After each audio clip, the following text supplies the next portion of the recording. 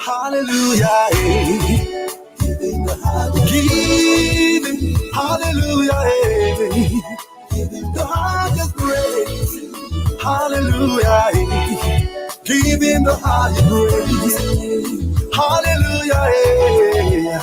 Give him the highest praise. In the morning when I wake up, in the night when I wake up, I will lift up my voice to heaven and give you the highest praise. Hallelujah to my King. Hallelujah to my Father. Hallelujah to my Jesus. I bow before the throne. When I look at all the wonder and I see all the creation, the beauty of the universe, you never change. You never lie. You never change. You never change. Hallelujah to my Jesus. Hallelujah. Hallelujah. Hallelujah. Hallelujah. Give him hallelujah. Give him the highest praise. Hallelujah. Give him the highest praise. Hallelujah. Give him the highest praise.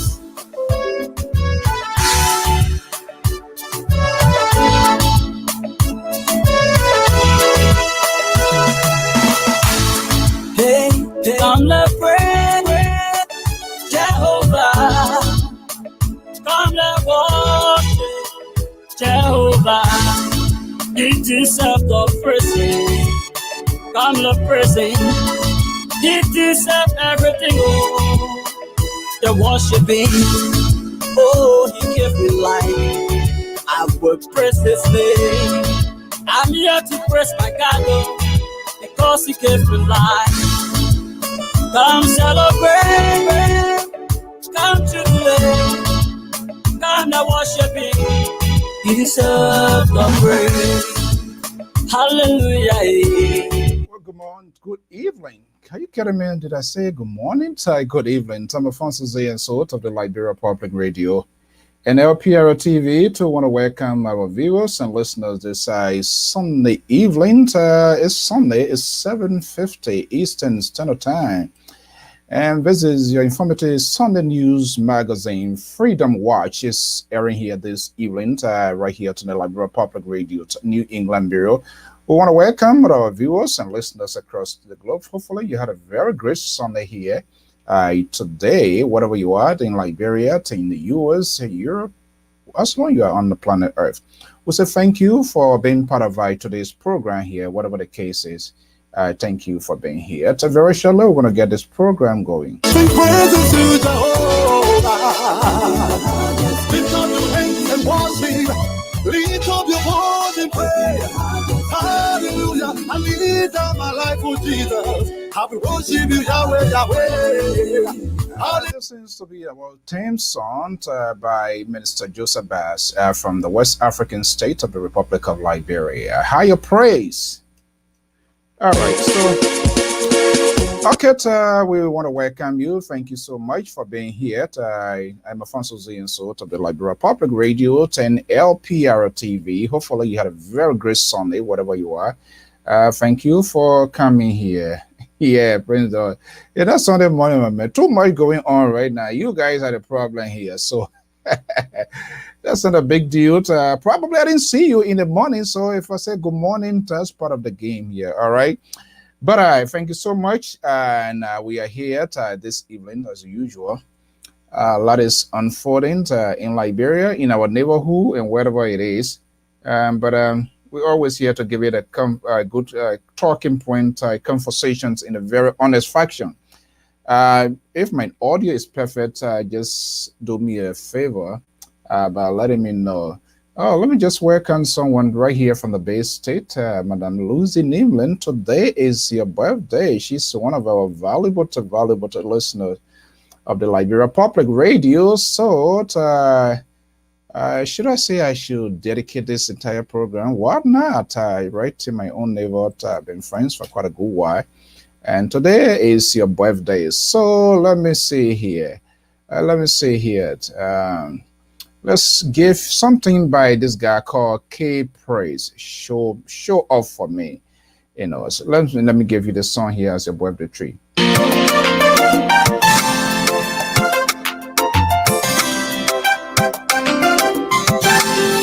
It's Yahweh. All right, thank you. And this is for Madam Lucy Nimland right here from the Bay State of Massachusetts, next door. That's Worcester, Massachusetts. Today's her birthday. Happy birthday. You are bigger than my enemies. Consume them by fire. Yeah. Oh, Yahweh. You are bigger than my situation. You are bigger than my enemies. Show up for me. Oh, Yahweh. You are bigger than my situation. You are bigger than my enemies. Consume them by fire. Oh, Yahweh, you are bigger than my situation. You are bigger than my enemy. Show up for me. Oh, hallelujah. Yeah, hallelujah. Yeah, hallelujah. Show up for me. Hallelujah. Yahweh, you are bigger than my situation. Show up for me, Baba. Yahweh, because I'm an enemy. Show up for me, Yahweh. You are bigger than my situation. Show up for me, Baba. Yahweh, because I'm an enemy. Show up for me, yeah. Show up for me, Lord. Yeah. Show up for me. Destroy my enemies. Show up for me. Destroy every power. Show up Jesus' name. Destroy every altar. Show up for Father. Heal all of it. Show up for me, Lord. Even in the presence, show up for me. The strong man, destroy. Show up for Jesus. Destroy every evil power. Show up for me. Yahweh, you are bigger than my situation. Show up for me, Baba. Well, this is a beautiful song, but Minister K Praise, Show Off for Me is a gospel song. He's from Liberia. He's in Liberia. We want to welcome my tenant, a good friend there in Australia. Good morning. Your answer is just 7:56 p.m. Eastern Standard Time. Thank you for being awake. I'm quite sure it's a little bit late there, but I thank you for joining us. And that was a beautiful song there for Lou for celebrating her birthday, for her commitment to the Liberia Public Radio. We always try to do that to give recognition to our supporters and those who are always there for us by taking the time to listen to our talking point. Their contributions is always welcome. We want to thank you so much for being here. A lot is unfolding in Liberia and other places. Very shortly, the Liberal Progressive will be joining me right here as we're about to have this conversation. Let's take a quick commercial break and I will be right back.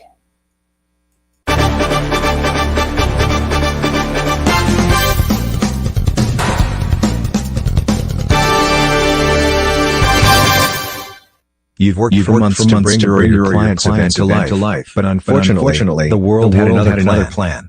In reality, the only thing you lost is the venue. We take your vision for hosting a virtual conference and bring it to life online. No matter how complex your agenda is, we produce a smooth, engaging experience. Call the Liberia Public Radio today and schedule your event. Our number is 682-433-8802. If you prefer to submit your request via email, please send the request to liberiapublicradio2012@gmail.com. Our staff are standing by waiting for your phone call.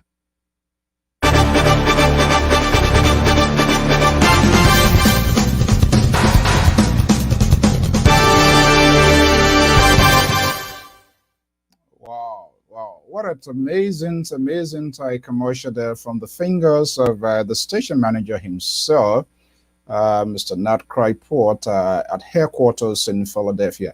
Was so that say, hey, my dear brother Sano, good morning, you bro. So that's it right there. If you are in the US, not even US, any part of the world, whatever you are, as long as you have access to broadband, internet. We also take into serious considerations the health situations that for which we are aware, and we as a network making use of the beauty of modern technology. We decided to put in plan where you can be able to have your conventions in the virtual context. Not because we don't even know when this virus is going to come to an end. So there's no need of making these unnecessary cancellations. I try to keep in touch, be in touch with your folks, with your members. In time of crisis, this is where you show leadership. So if you made a plan already, it is not too late. Now you acted because you didn't know. You try to figure out how to assemble your people. Now you know how to assemble your people. It's simple. It's just a simple phone call, 682-433-8802. That's LPR hotline. You can call 484 786 337 right there in Philadelphia. And you can also speak with the station manager. You can call. Only the laborer now, he's a pain in the neck. I'm telling you. You're going to see what's going to be happening here again this evening here, believe me or not. All right, Mr. Somolata will say good evening. Welcome. Hopefully you are doing well. Right there to Staten Island, right here in the USA. Thank you for joining us. As usual, we always allow our followers to participate into our conversation because it's not just about us. It is about you and it is about our country. So this is no limitations. It doesn't matter which organizations, as you can be a Nigerian, you can be a Ghanaian, or wherever you are. Let us know. Call us. Believe me, we can host your virtual convention. Do not make a cancellation. So you can even ask for consultations. We will provide you the consultation. That is ever free of charge. And believe me, you're going to make some money. As a leader or leadership, you must be ahead of the game. And this is why we are doing it. Don't cancel. If you are cancel, host a major conference and tell your members you have found the way out. And the only way out is LPR, Liberia Public Radio. Is capable, for which on a monthly basis we try to upgrade our services or our product. Why? We are fully aware the nomenclatures of our institution. It speaks volume. It speaks volumes. That's very, very much important. We see ourselves. I am not saying other network or other a media group are not important. That's not what I'm saying. I'm speaking for the network that I work for, the network that I'm providing services for, your network. The name that will bear itself, Liberia. So we take into serious consideration anything that we do, it must be 100% by perfection. Because at the end of the day, they will say, I was on LPR. They wouldn't say it. They can't call Nat name. They can't call Samson name. They can't call Manzola name. They will say Liberia Public Radio. Guess what? We went there. What we saw, it was a complete mess. Their programs are unorganized. They can't even look good when they appear on stage. For these reasons, we take into heart what we do because we know the long term, we know the implication, not on us as an individual, but on the nation itself. For those of you that here, you've been following the NPR or the National Public Radio. Yeah, we moved at the start of the National Public Radio, for which we have met them, so we have talked to them, and they wholeheartedly welcome that.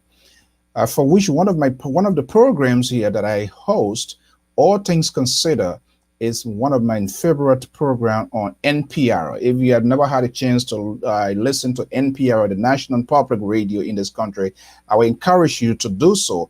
They have a free app. You listen to them to hear world news, you hear international news, you know what is happening in your community.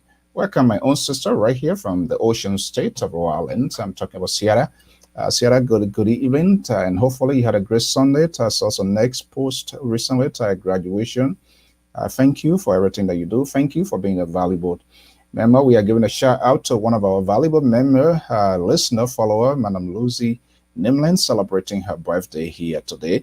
But believe me, we want to mix it up with some of the crazy things that are ongoing in the country. This is what we sign up for, and this is what we intend to do. And so again, be a church, your organization, tell us, we can host your virtual convention, and keep be in charge of situations. Of course, here come one of our valuable, good people that are so committed, Madam Comfort Henry. This I like to see their engagement, and most of the times, all of their thoughts well seasoned. They are there to forge the nations ahead, and we always have people who have their country at heart. Conversations on this network, we try as much as possible to keep it civil. Civility is key, because if all of us just tend to be loose because we are looking for certain things, looking for tension, I don't think it is helpful. And some of us, it's embarrassing for those of us who have different friends from different African countries. They listen to all of the things that we'll be doing. And sometimes we go to our different workplaces. They're like, how you people can't talk like that? So how you people say everybody like it is? It is. I mean, it is what it is. But we have to take time to change this sort of conversation here. It's not a publicity stunt. It's not of you to gain relevance. People took off their time to come and listen to get piece of information. So whatever information that you're putting out there, it must be verified. It must be authentic. Take it seriously. But it's seems like an exhibition contest now. So it's quite alarming to us. It's quite alarming, and I think we Liberian, and part of that is what get our country to be where it is, because our deliberate refusal to listen to something that will be more or less rewarding, that will forge our country ahead. I mean, the entire social media now is being flooded with the language that are suitable. Like you can't even get your son or your daughter to sit by you to listen to your country because of the tone, the language, things that are coming from other people's mouth. It can be so surprising that people validate this stuff. They tell people to go ahead to do what they are doing for whatever reason. I don't know, but we are hoping that we will try to change. Will change course. We have just go there. One of the veteran journalists, Mr. Samuel Abu, former minister councilor, to right here at Liberia Public Radio, bring you events as they happen. Follow us from mobile device everywhere you go. LPR, the network to trust. Exactly. That's the network to trust. We try to make the information proportional, try to follow all of the ethics and the basic rules in this here. Radio, television, if you know the power, the strength, it's not just all about entertainment. It's about bringing current news that are happening happening simultaneously, happening live. That's what the people want to know. That's what matters. And in that, we have to make sure that we get it done right. Well, we are getting some unconfirmed report that the Minister of Public Works of the Republic of Liberia, Minister Mambutu Vlad Nyimpant, I am saying unconfirmed report, folks that we have talked to, apparently should be out of the country at this point in time. We will continue to verify those information. It is unofficial in the sense it is not the proclamations by the government of Liberia. However, we are talking to people, and like I said yesterday, Nyimpant, I see him as one of my mentors. So anything that has to do with Nyimpant, believe me or not, I know I am aware. I follow it very closely because he has been there in so many fronts. So we are hearing that the Minister of Public Works, who recently went through a very, very tough time, by the grace of God, we are hearing now he's out of Liberia for now, for further medical attention. And I'm quite sure if this information is true, the government of Liberia will definitely make pronouncements. But as you know, these are all very sensitive news happenings, so they don't usually come as you expect it to be. So, but we are happy that he's alive, and I was quite surprised the manner in which it was taken, to the conversation that was kept in the news media. People were just jumping the guns that the minister is dead, and I don't know whether they were claiming death or proclaiming death on him because of the divide politics that we are in. But I've been told to family sources close that the minister is doing well. Yesterday was the first time he opened his eyes, and he was able to move his hands, his legs. But we have been told that the minister is currently out of the country. We'll keep you posted, but I think that's a welcoming news. But it speaks to volume to us that people, our country, how divided our country is, and we must be able to undo this sort of behavior. Okay, so with me here this evening, I'm going to have another headache here, but hopefully I'm going to pull it out. This guy from California, the self-proclaimed liberal to this network, Samson Brown, told the guy from, you always hear the guy from Totown. I'm hearing that he's going to be bringing some documentary tomorrow from Totown.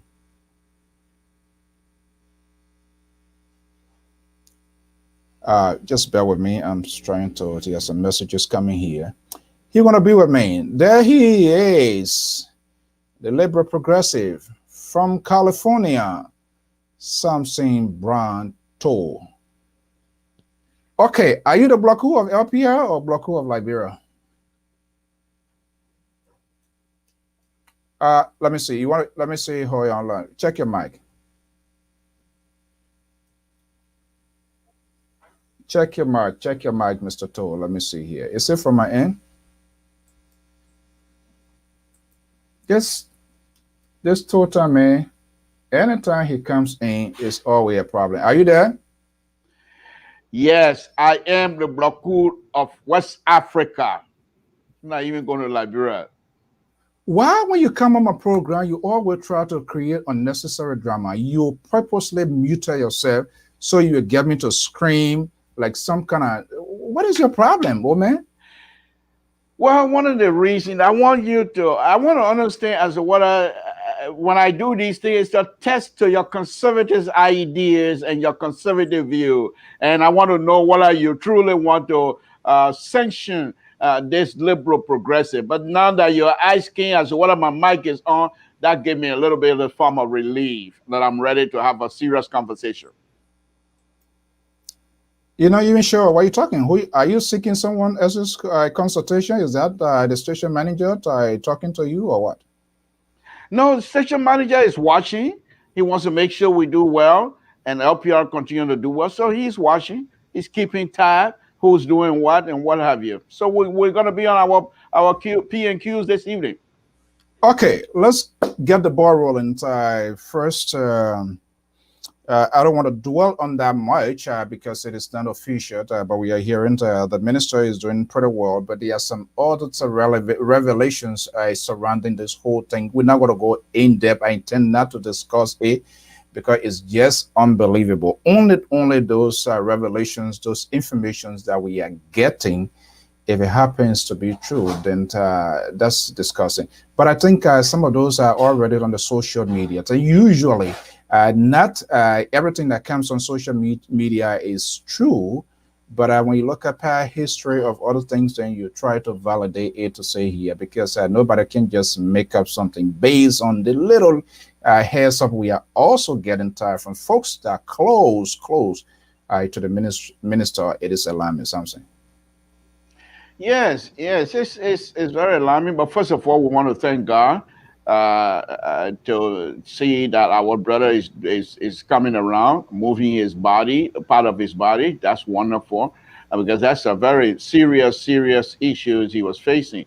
But God is just wonderful. All of us have offer our and continue to offer our prayer that this young man will come through and be himself, because he's been one of those that is within the government and that actually working. I don't agree with many of the things they do in terms of technical, from the technical aspect of things, but as an implementer, he's doing the work of the president, and I think he's someone that the president hopefully will be looking up to. I mean, have looked up to carry out some of his pronouncement in terms of roads connectivities and things. That he's very serious.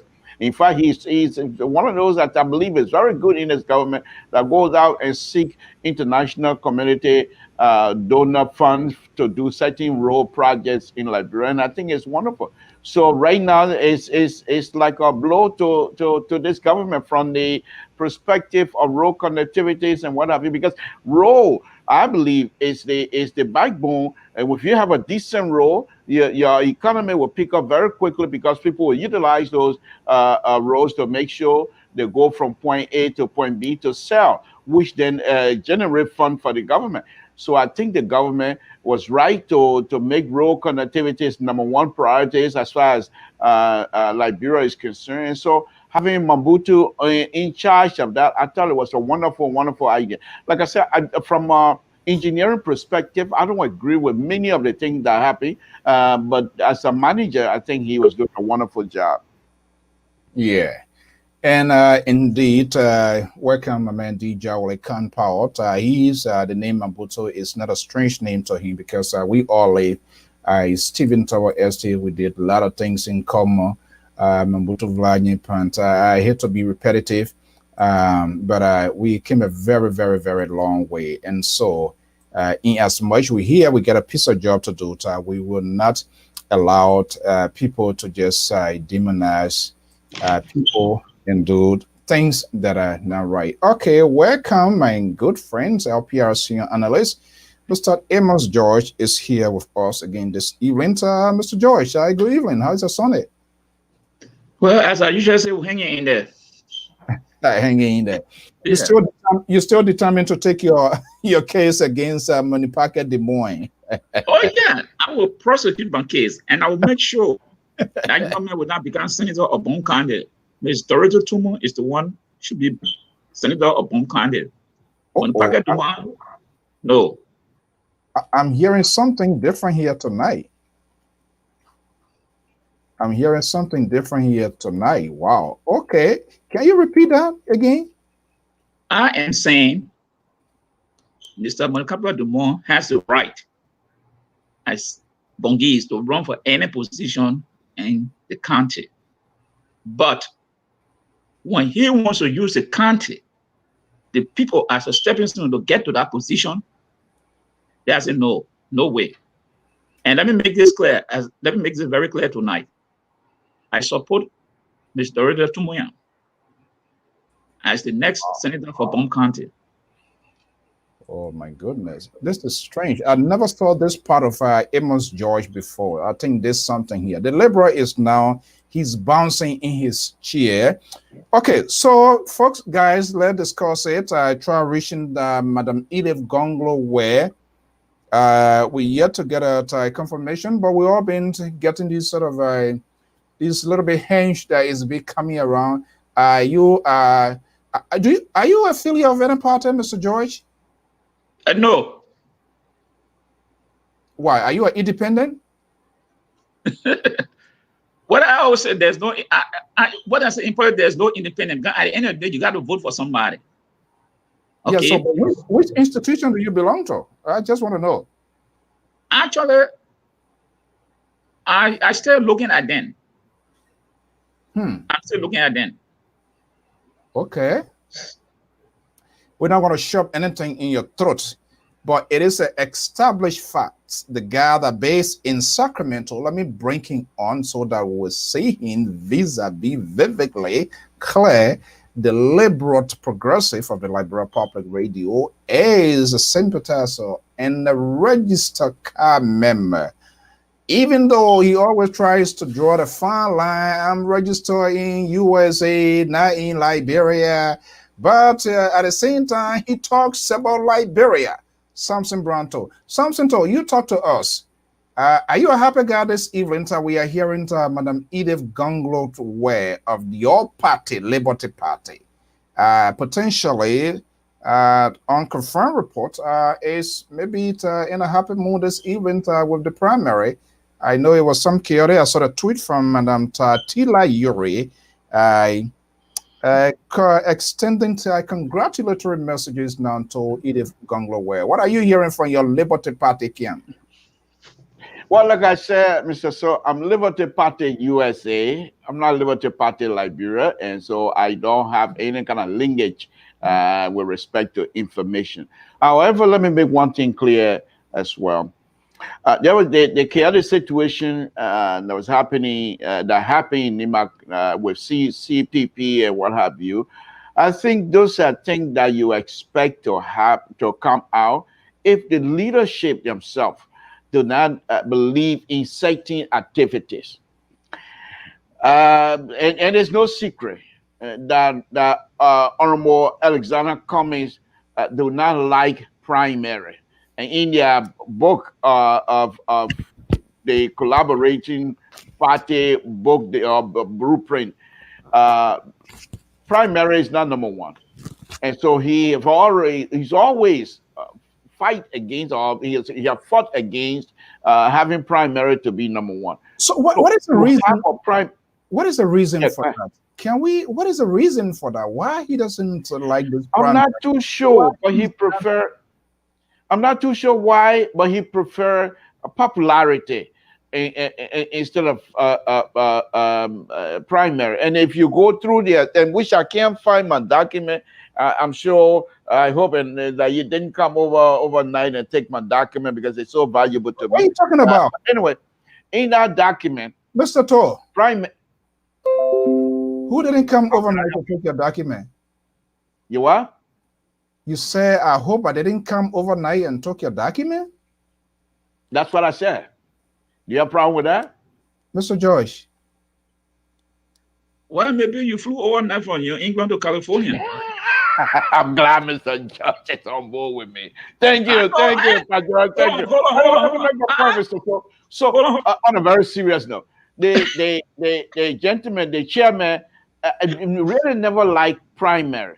So to have primary being in public view like that, in people who support the chairmanship of Mr. Cummings, who knows his inside and out about against the process of against the primary as being number one, will always want to challenge these kinds of systems because they think they're doing the chairman a favor. And it's not just unique to Chairman Collins. It's also happening with Dr. Weah. It's also happening with Jefferson Kochi. Because if you believe in certain things as a leader and you project that, people who on the sideline might think that they're doing you a favor by rejecting that type of system that you don't like, thinking that you're going to favor it. And they can do anything possible to make sure they gain that point across. So that's exactly, I think, has happening in NIMAC.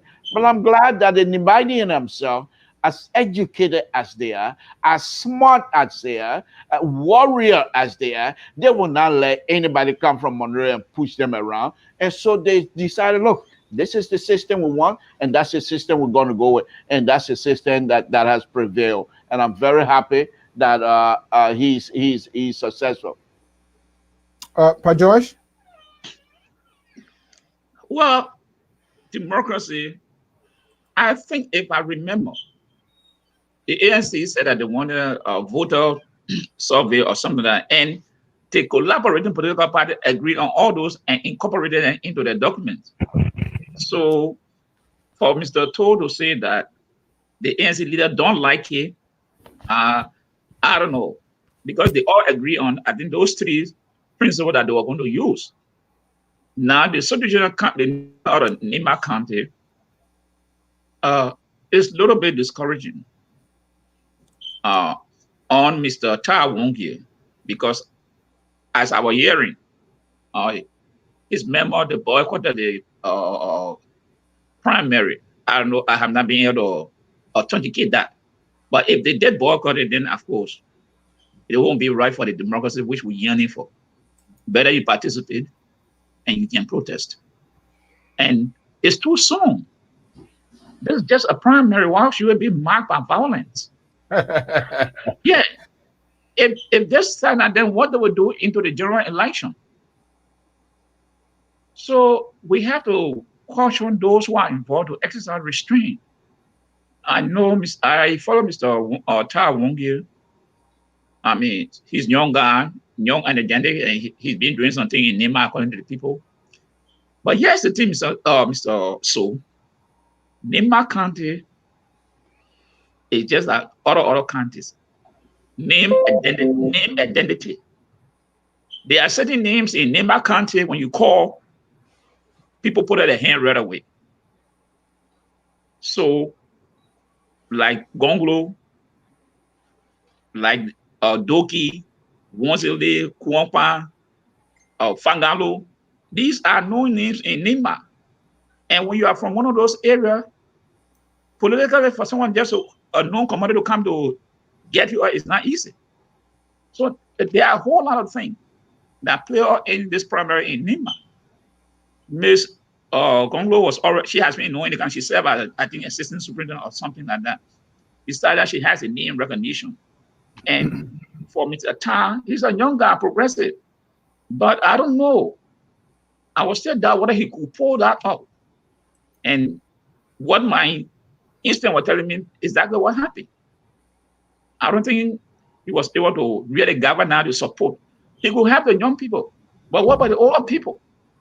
Because it's always something, Mr. So in this area, the older people, the other will get together. They say, hey, look at this person and look at this person. They are all the same, but look at the family they're coming from. We got to give the person the chance. And exactly, I think that what play in this primary. And for the ANC candidate to boycott or because the news was saying that he incited some violence, I don't think it's the way to go. So it comes to the point. I was telling Mr. Todd, this laborer, and so I'm going to see now. It's going to be interesting to say whether it doesn't concern then whether it's a domestic politics, and that it is only ANC going to resolve what is going on right now. Then I'm not sure how the collaboration going to work. And you strictly got the point. Madam Edith Gonglo, where came from a district that is heavily densely populated in terms of vote. And remember, this lady served as a superintendent of the county during the presidency of Helen Johnson Sirleaf. And she was petitioned by those people. Her quarter, her district is one of the vote-rich regions of Nema County. And so people to have underestimated her and see little guys here acting like a little chihuahua around here, and we're just crying, whining, and they just think the politics is just on the network. I remember I had an interview with her, and to even get to get her here was a task, because more or less she was always connected. She was inside there, so I knew it was a potential challenge. Now, what we are hearing, if Ta Wongie seems to be unwilling to accept it, and is now threatening that maybe to go as independent, unconfirmed reports are claiming assassination. What the heck is that? Something. Mr. Stowe, I think, to be honest with you, even though I'm a member of Liberty Party USA, and so my affiliation has already been identified. There's no question asked. All I have to do is to transfer my registration from that of USA to Liberia, because I am a car-carrying member of Liberty Party, so there's no denying that. However, if they collaborate in political parties, if they cannot handle such issues, and they will allow people to be disenfranchised, in other words, be taken out of position because of whatever it is. If they don't get this thing correct, you can't depend on Moserado County and Grand Bassa County to carry you to the finish line upcome 2023. You have to not necessarily appease, but you have to be fair to the people of Nima County. Let the system plays out. Take your politics out of it. Once you have already established a rule that governs the primary system, that governs the selection process as a collaborating party, let those who are charged to implement that process, let them be involved. You can't stay in Monrovia and try to play the puppet master. You're doing us a disservice. Because if you stay in Monrovia and want to call, oh, the person need to do this, then you're not serious. Then you just basically guarantee Dr. Weah and CDC another 12 years, which is going to be devastating to all of us, to be honest with you. And so I don't accept that.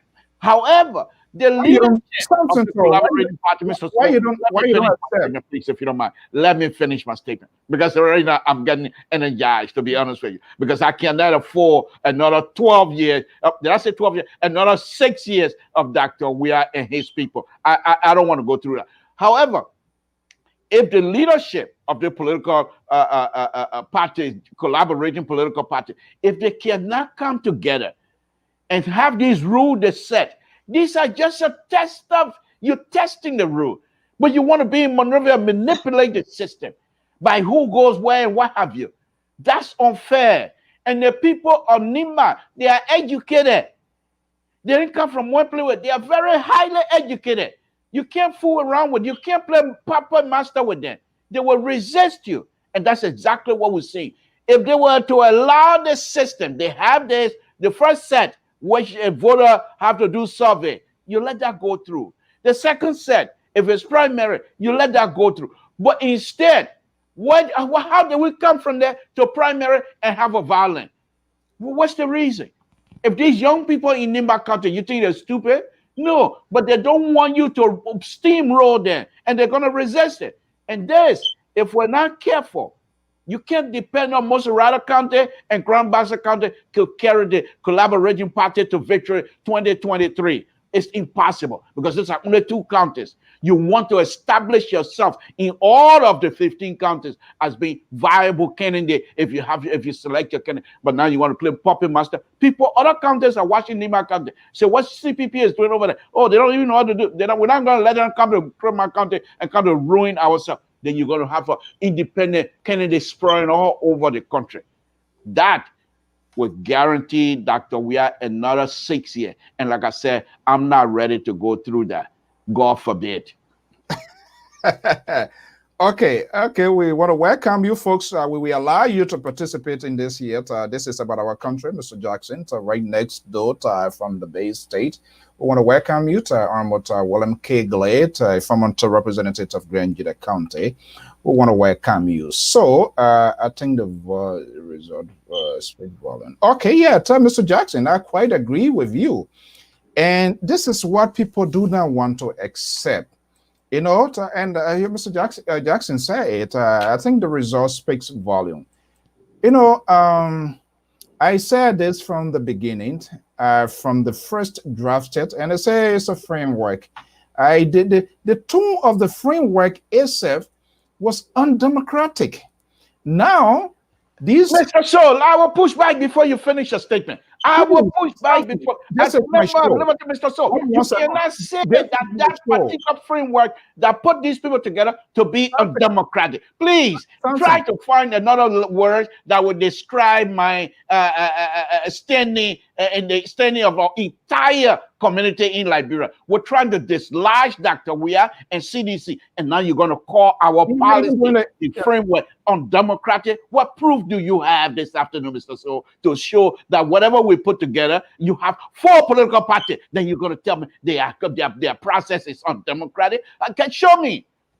Please, this is my show. I don't intend, do not elevate your pressure here this evening, because you're not going to have a win game here. That for sure, you know. You need to start managing the crisis that you guys have created And this is what I've been saying from time to time. I do not believe in you people. I do not trust you. You're going to be another chaotic group of people, even worse than the CDC that we are having.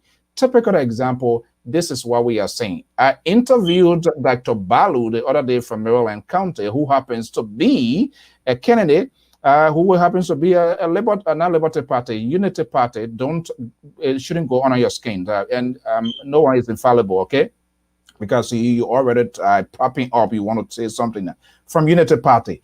And he has made it clear that the process, that ANC, this is the guy who's supposed to be part of the collaboration. And he said it was a fraudulent process and he's going to kick against it. And I was very consistent. So are you saying what's going to happen if, because ANC already picked up Eric Jiko as the guy, it was a white ballot. There was no primary. There was nothing at all.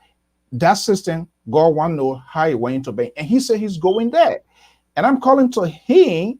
He said he gets the blessings of Joseph Boyka. Boyka is member of the Collaborative Party. So where are we heading? It's all because you guys fail to understand how modern the society has become, how inclusive the society has become. And democracy, it has to take place. You cannot shove something in people's throat. The people's esophagus is very small. You can't shove anything there for them to swallow it. Instead, you're carefully, in the wrong context, put it together to say, oh, we want to do this because they were going for popularity contest. Look at what is happening in Nima County. That is a disgrace. And we have not even heard anybody. It's not funny. Samson told you are laughing. And you are a Liberty Party guy. And when people ask you all these tough questions, you gave, as usual, those excuses to say it is domestic affair. Right? George, hold on. It's not your time, Samson. This is my show. Please. This is my show. I am not on conversation with Samson told. This is Freedom Watch. People are trying to watch how the freedoms will unveil. I'm not in that sort of liberal or way of thinking thing. We are in an open box here. It's Mr. Georgetown from Atlanta, Georgia. But Mr. George, go ahead. Yes. And this is what earlier when he came up with this document, many expressed some reservation. There was pushback. And they said they were going back to rearrange or make some changes. And all of a sudden, we see this system is playing out. Now, here's the big question now.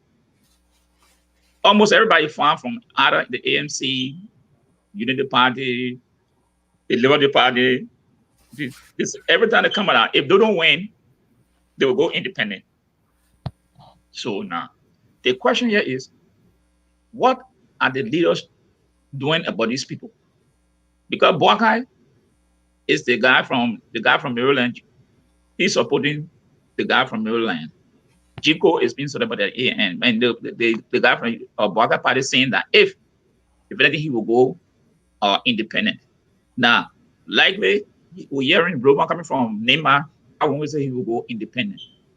So then, what happened to the collaboration political parties? This is why we somehow have to say from the initial stage. If you put something together, put it together with honesty, integrity, take into account that the people you want to govern, it should not be centered around people who want to grab power. No. The democracy that we're yearning for is no more people going in the corner. People, it has to be exposed openly, fairly. Now, I have heard some ANC people, saying that the system is not fair, wasn't fair in that. But then who will you blame for it? Because it was your leadership that came up with this policy.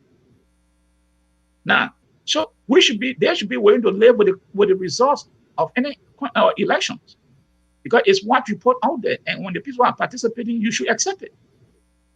So the only thing here is, if something went wrong, then of course the body should look at it and say, okay, maybe this is where the error came from, and this is not. But member cannot be saying, oh, when they participate or they don't see their way, then they say, oh, I'm going independent. Then it means that the collaboration will not hold. But do you believe that collaboration, do you believe it will ever hold? I forecast how the future of that collaboration, because all of these people, they are greedy. All of them want state power. All of them want to pay. They forcibly want to get their way through. Samson, sure. I don't care how you put your head, your neck, anyway. I'm just telling you as it is. You don't have to agree with me, and I will give you the chance. All right. You guys did not sit down. There was no any technical framework. You didn't see this. You're just thinking, oh, everybody was just like acting like a. Did you watch this show? Used to be on the Chinese show Abu Kidi, Roxas Cinema. You been to Roxas Cinema before, something? I build Roxas Cinema, so please. Okay, you know this actor Abu Kidi? Yeah. Okay, that's how you guys. Is it time for me to respond? No, I'm laying the premises for you to respond. Okay. Don't worry. Man. You guys acted like Abu Kidi. George, we understand he's the big elephant in the room, but you guys did not take your own time to sit and strategize and put a short term, a long term. There was no contingency plan. Everybody can do the hey, because what? George Weah is the devil. Now, here we are, and some other little folks cakes here who don't know about how the politics work. And some of them were all over the place here to demonize certain people, their tone, their language is not softening. And believe me or not, the way I see most of these folks are the AMC guys. If it doesn't go the entire one-way, right, they're all going to back off. And you, the Liberty guys, you going to be standing alone to fight a lone battle. Then what happens to the collaborations of those we are put together now? You're saying going to be a collaborator. So Pa Joy, just imagine, right? These people did not even take state power. That's why I say I don't trust them. They're fighting like this. If you make them president, 5-10 people will chop one another heads off because they want to go to LPRC. Mr. So, I'm no longer going to sit here and you continue to demonize the good people of the collaborating political party while I sit here. You're not only demonizing them, now you're calling them a criminalist people who will chop up. Please, don't give us that kind of glory information about my group of people. First of all, they are not power breeding. We saw the violence broke up today. Violence broke up today in Nima. Please, don't even go that route. Now, to hear you and Pat Joyce, now out of a sudden, the democracy defender, I'm happy to hear that. When CDC was asking a member to go back to the sycamore tree to discuss issue, I didn't hear you guys condemning that. Now, when it comes to collaborating party, now you're going to say X, Y, and Z. What does that indicate for me? For me, it indicates to me that you people depend on the collaborating party to free you from the yoke of the inept government. Let me finish. I know this is a show, but I don't believe your audience will allow you to interrupt me while I'm in the process of trying to make my point. Now, let me take this further. The collaborating party, political party, in their framework, they allow people to freely express yourself. You can disagree. There are channels within that framework that allow you to go through a process to send out your grievances, whatever it is. Their mechanism set for that.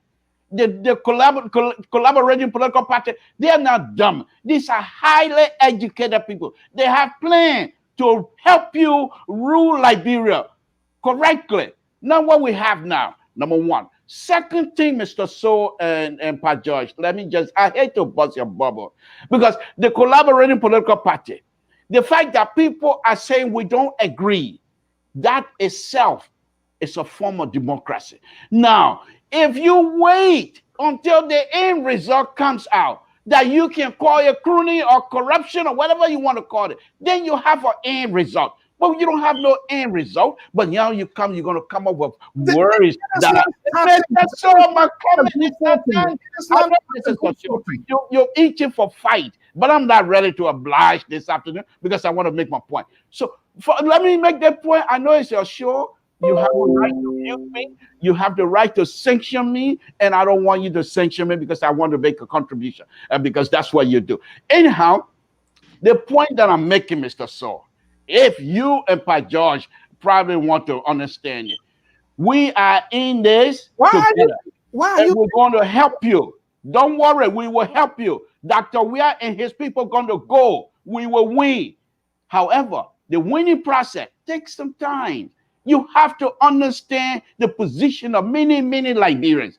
We started with two party, so say one, so say all, and that kinds of thing. From that position to now, you say you have a freedom to express yourself. You see how people are going wild because we, the collaborating political party, allow people freedom to express themselves without any kinds of a hindrance or whatever. So please spare me your corruption and whatever. We're on the correct path. Okay. I don't know why you label with, you tie me with Pa George. Pa George is within your proximity. And I am the voice of the ordinary Liberian people. And I'm quite sure Madam Tai Mende Cheeks is in support of what I'm doing. Look, I yet to see the authenticity, the honesty of this, the collaborating folks. They are not keeping the conversation they're supposed to be having. I do understand that there's no way that this CDC government, their policy is horrible, their policy is bad, the conduct, the affairs.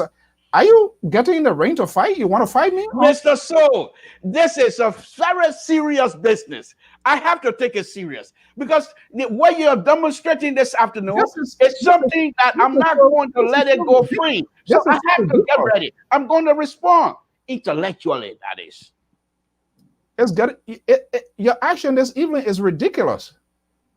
Mr. So, you classify it any way you want it. I am getting ready. I'm going to be comfortable when I'm responding to you. Because if you come out to say my people are ready to chop up people's hair, then there's no reason for me to sit here with a coat on and thinking that I'm pretending to be on the show and I'm ready to respond. So I took off my coat so I can get some cold air.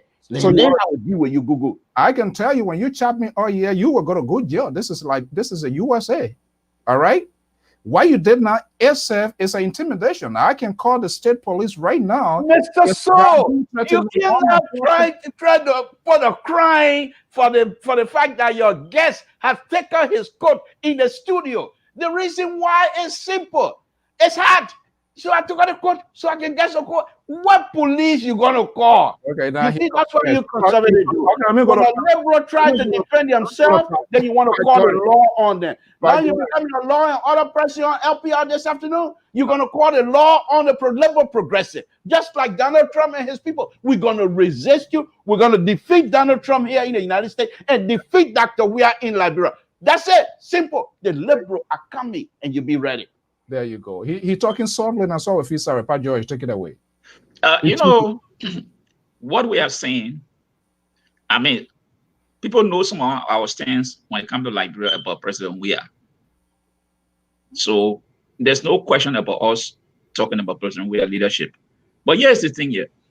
When we are frowning on President Weah about inciting violence in Liberia, we don't want people whom I'm in the opposition to start going down that same path. Those are some of the issues we are raising. This was just a primary in Nema County. And if one group was not certified, there's a way I think they can address it, but not introducing violence into the primary according to the people. And I think yesterday I saw this coming when the LAP suspended all the executive members in Nema County. Now, the issue I was thinking of was, if you are a member of a collaborating political parties, and there's a primary in the county, 12 hours to the primary, and one party go and suspend the entire leadership of that institution in that county, and they are supposed to be part to participate in that process. What is the message it's sending? When did they realize that there was some issue with leadership? They didn't see that coming a long time until 12 minutes to a primary. You go, you suspend all the membership, the leadership of the leadership in that country. I knew that something was not right. And today we saw the primary being marked by violence. And our firemen is ANC members in the US. They are very furious. They are very angry that the system did not play well in their favor. Because they got a mindset. They have So, a set in their mind that this is the person they want. So the mind was a premeditated thing. They have already come to that calculation. This is this person. So I don't care whatever process that is constituted on the ground. Those people, they don't care because they already vision that, okay, this is the guy. So they have ground themselves into that move. This is where we are going. And unfortunately, it didn't go their way. And Samson told here, he's taking off his coat here, and you think you can frighten anybody here? Please give me a break. Yeah, so here's the issue here now. You know, we said in America, we have connection with almost everybody in Liberia in the different camps. And when something happens, we all try to call and ask what is going on. But I just want people, we that in the diaspora must be very careful, because those who are on the ground, those who are in those counties, they are the people who will be voting at the end of the day. Right. We can sit here and make all the talk, but at the end of the day, those who are the ones who are going to vote. And so, if in the system that you institute or introduce into the country, let the file just sit and let it play out.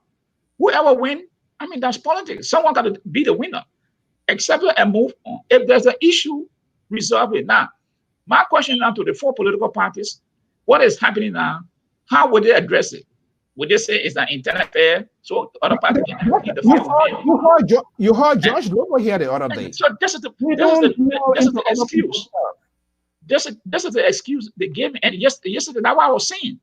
This should not be about, oh, this is our party, so that party should take care of it. No. Because what the collaboration, I believe, what affect one should affect all. Now, in this issue now that is coming out of Nema, I don't want to say, oh, that's Unity Party or Liberty Party issue. So the ANC would deal with our own. No. I think Mr. Toh can answer that question. Probably. So, I don't want to handle it now because Mr. Toh and in the life of Joe Lobo, those are the people who support. They say, oh, what happened in our political camp is the internal affair. Now, that's happening among 2 political parties that form part of the collaboration.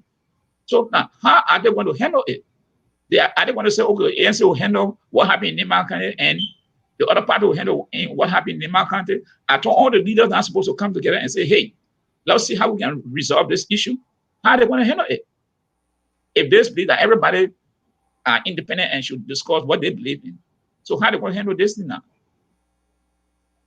Something are you ready for my response? Can you please tell your audience so you can't say that, okay, this guy was talking, I kick you out. It wasn't me, correct? I want you to get that straightened because I don't want. Yes. That was my own system. So you. What a victory for me. Go ahead, sir. Yeah. You can claim victory on that, but you're threatening to sanction me before, so that's still hanging on you. But anyway, let me respond to this, Mr. So. First thing is this. If we're going to look at this thing here from a perspective of a liberal, in other words, you look at the thing from the broad perspective. Liberia, this particular time is the most the Liberian, on this president, on this government, I will give them that. The Liberian truly are now going to be enjoying the fruit of their hard labor in terms of politicking and what have you. Now, the collaborating political party, they decided this is what they want to do. And these people are not Johnny come lately. These are highly professionals, educated Liberians. Now, they know what is at stake. So for you to sit here and think that these people just making rules that will benefit them and what have you, I found that hard to believe. I told you already, I just can't find my document to make some serial reference here this afternoon. But if you have your hand on that document, there are mechanisms that is set up. But because we know what Liberia, and these people, when they form that political party, knowing fully what each of them has their own constitution. But when they came together, they decided to give rules what to do should in case you feel disenfranchised, where to go. All of those things are in there. Now, because they are in there, that doesn't mean many people going to follow it. They might be so upset with the process to say, you know what, I'm going to go ahead and go be independent. Now, let me be a little bit ridiculous here. Let us not also count the CDC out of this whole debacle. CDC has the way and they're capable of planting violent people among us. CDC also, forget violence, they also have the way to bring people on in our political system and create chaos just so that they will have the upper hand. We have to recognize all of those things. And I think there are smart people within the collaborating political party who will recognize these things. And the next time, these things will be resolved. Our brothers and sisters that are in Nima County, in other places, they know exactly what is happening. They will find a common ground. Because why? We're all in this boat together. We cannot afford another 6 years of Dr. Weah and his people. People, $60 million. You want another 6 years of $60 million? You want another 6 years of $25 million? You want another 6 years of constructing road during rainy season? Do you want another 6 years of map-up exercise that didn't even map anything in front of finance ministry, let alone map anything in Liberia? Is that what you want? No. So many of these people already know what they want.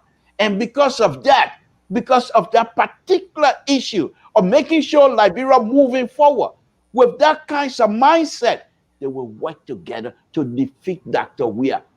Simple. Okay. And fair point. For your outline, your political outline or theory that you have just built here is quite correct. And this is where some of us are also concerned. Of course, the policies of this government, from time to time, we are frowned on it. They are unable, lack of political tolerance, this sort of violent type, poor administrative judgment. Yet, and you're quite correct, when it comes to the 16 billion world, they are provided their explanation, but I think it's still inconclusive, it's still not explicit. They are unable to articulate, even assuming they didn't do well. But this is what I'm talking about here, Samson. And I'm still saying it, but I'm waiting. And we have extended invitation to some of these people, even the opposition and even some of the government people, but they are selected to go whatever want to go. That's a different thing.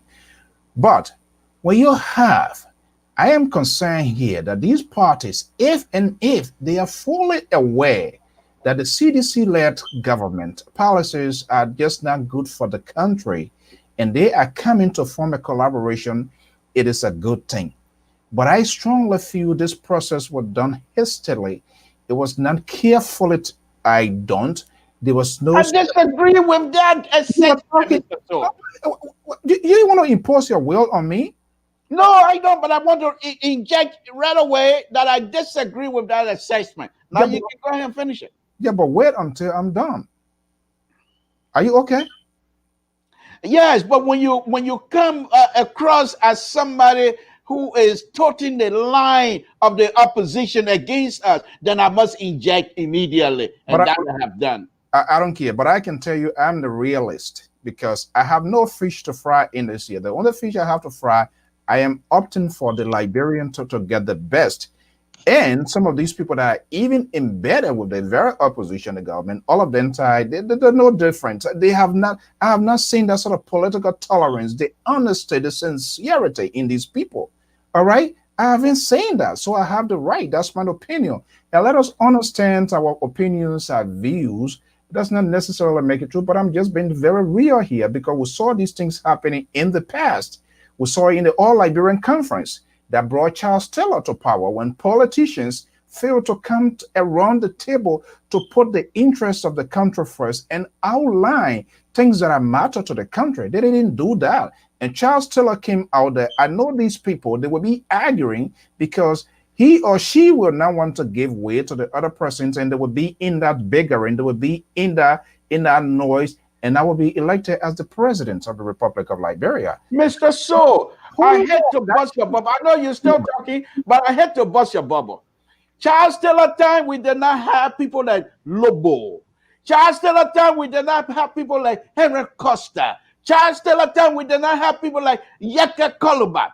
Now, these are just a few. Okay, let me. Now I'm going to say young something Nigerians that are educated that will not allow people to manipulate the system. They know it. So I just want to point you out on that. So go ahead and make a statement. Yeah, we do not have those people because time has significantly involved. And what you people miss, and I've said it, you have praised this young man, there is no question about that. Henry Costa, there's a gift in him. But you guys in the opposition, and the failure of these opposition's political party leaders to call him out on some of his reckless statements, his inability, his lack of tolerance to have an intellectual discourse has hurt the country. I do not agree with Honorable Calabar in the context of how he talks and the way he approaches issue. And you think Liberia can just survive within the cycle of Monrovia or the 15 political subdivision? The survival of that country is contingent upon the support of the international community. And if we have politicians that are immature who still think who in real world they're wearing diaper and then they pull pants over it, we can have those kind of people. Mr. So, once again, give me a chance, please. We are having a discussion. You give your point. And I'll go, June 7, it was planned. It was organized. What we didn't see happen for them to get their petition. And this is where I give credit to Calabar. When it comes to brave politician, even though he too act, he's sometimes, not even sometimes, he act like little jackal climbing over cars and all of those kind of things. That's nonsense. No good politician will ever behave that. Nobody will even take him seriously when he's doing those things. In as much he speaks to some of the things that are really happening in the country. Yaka Calabar was left vulnerable. Guess what? If Elizana Cummings, Benena Yuri, Joseph Boyka, and who's the other person? Nyombli Kanga Lauren. Because the reason the broadcaster intervened, because he has an audience and people listen to it. You know the power of the microphone when people are sitting under their voice, but they fail to guard this young man. And even if the date, I do not know whether the date or not, even if the date and he did not listen, they failed to take strong administrative decision. Guess what? This consequential election, Mr. Costa should have been in Liberia at this time. It was energized the opposition column. Say maybe he was going to AN's, going to Nima, whatever person he picks of his choice, that's the fact. But his presence and his voice and his communication were heavy. I hate to once again. And you never accept. Okay, let me give it to George. Pat George is not a spectator. Pat George is making a meaningful contribution. But I'm telling you what it is. You people did not. But before Pat George comes in here, do not intrude, please. You people did not guard Henry Costa. You're one of those here. So before Pat George comes in, I don't want you to get away with this. First thing is this, Pat Joyce, before you come in, let me just make this point. First thing is this. One thing I know about the Liberians and many of you that are somehow think you're on a pure ground, you do not want to accept the messenger, the message that is coming out of the messenger. You don't even want to look at it. You want to look at the messenger. If you do that, you're missing the point. Everything that Yaka Calabar, Henry Costa, that they have talked about, if this government followed that, all of us will be on safe ground because they're not preaching anything to benefit themselves as an individual. They're fighting for us. Then you can't sit here, expect somebody to sacrifice their life for you and many, many Liberians. And then you say, no, thank you for sacrificing. But the way you sacrifice it, please, which way do we want to go? Many of us, and I'm included, were scared to even face any of the government people. Now we have these young people that are sacrificing pretty much their own lives. Henry Costa, and I'm not here to praise Henry Costa, he can do that for himself. He has a young child. The child is depending on Henry Costa. And I even want to go further to say that child, to change diaper, to change clothes, Henry Costa have to do that. But whoa. He has to leave. Listen to me. We are not roller skating. This is not in our favor. Now, Aaron Costa does not need to go to Liberia to be a mouthpiece or say whatever you want to say. Why would you want a collaborating political party to train him? Aaron Costa is an individual. In fact, he's chairman of COP. Now, why would you want a collaborating party to control what Henry Costa says and what comes out of his mouth? So what is the role? All we say is whatever Henry Costa is doing against the government, if the government is doing something wrong, he points that out, and it's in our interest. Even that particular process is also in the interest of sedition, if you don't want to believe that. So please spare me this idea of Henry Costa, the Ike, Yaga Koluba. You can't ask the people. They're protesting. They're fighting for us. And then you want to know whether they're going to go to the fight with a gun or they're going to go with the fight with Chinese Jutsu state. No, don't worry about that. They will take care of themselves. The way they fight the battle is the way they want to fight. You don't choose how they want to. You want to choose how to fight? Go and fight. You done? Yes. I hope you will not interrupt when we are talking. You saw our very patient, very tolerant. Okay, but when you make these statements as a liberal progressive, it's something in me will not allow me to sit in my chair in the studio. So go ahead. I will be patient. Okay, like I said, we are not roller skating here, and that's why we have Mr. Joyce here, and everybody going to have their voice here, even down to our participants and those that are viewing here. We don't sanction voices. We have these conversations with civility, and I want you to understand my opinion, my view, how I see it. I'm going to speak to it, not necessarily to suit your political or get your political taste, which of course we are on a different page. But let me go to Pa Joyce. Pa Joyce. Yes, sir. Yeah, we are. These people, they are always in denial, and they seem not to understand the game of politics. They are very insensitive. The tolerance is not there. They are not willing to change.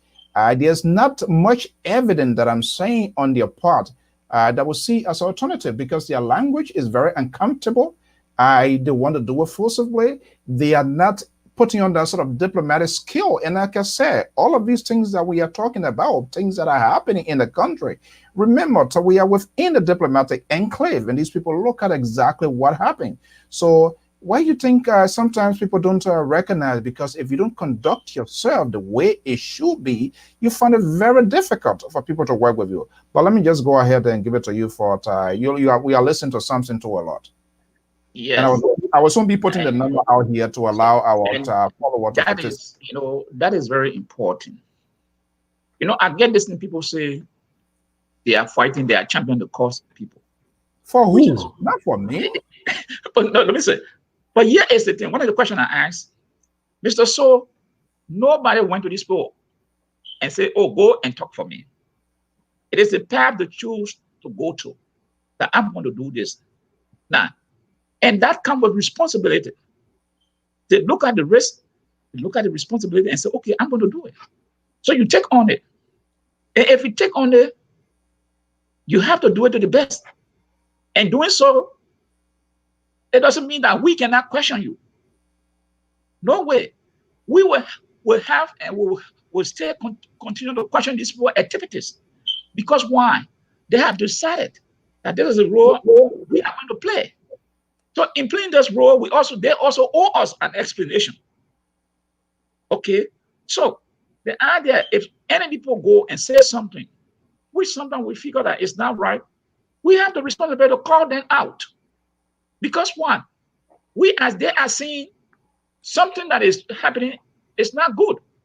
So if you are seeing that thing is not good, you have to walk on thin line, you have to walk on chalk line of what you're doing to oppose that thing. But if you see the thing is not good and you doing it, then we should we should try to condone it, which is wrong. And when we call on Mr. Costa, somebody when he makes a statement, we call on him. It doesn't mean that we hate him. It means that we want him to do the right thing. The same thing goes with Yaka Koba. If Yaka Koba says something and we say, oh, Yaka, you should have said it this way, you should have done it this way, it doesn't mean that we hate Yaka Koba, but we want them to do the right thing. Now, let me go one step forward.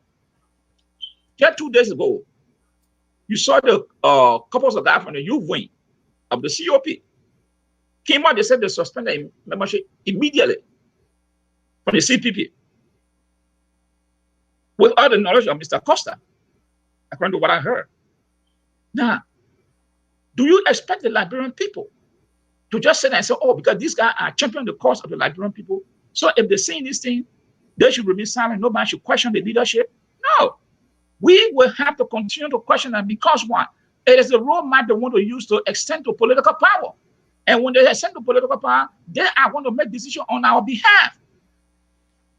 So we too will have to question them along the process. So what we are seeing, or what I am seeing, everybody in this thing, the four political party leadership, we will have to continue to question them. Because what happened in Nima County, we don't want it to happen in the next county. Because if we are saying we want to practice the democracy, we should be able to live with the principles that guide the democracy. We don't want it to be marked by violence, because this is the same thing we've seen about CDC, that violence. So we don't want this thing to be played in the opposition camp. And the only way we can do is to call on the leadership to see how best they can resolve this issue. But if we remain silent, then even if they're doing the wrong thing, they will go ahead. Because they say, oh, the public not talking. The public not speaking, so it means everything we are doing is right. No. We have the responsibility. We have the responsibility to call these people up. And it is what we are doing. It's sometimes painful for some people, but we have to say it.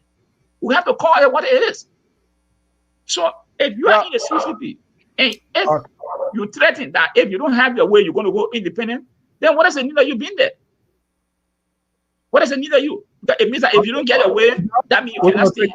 We're going to take a quick commercial break, and I'll be back. I'm Alfonso Ziensote of the Liberia Public Radio, and this is Freedom Watch. We'll be right back.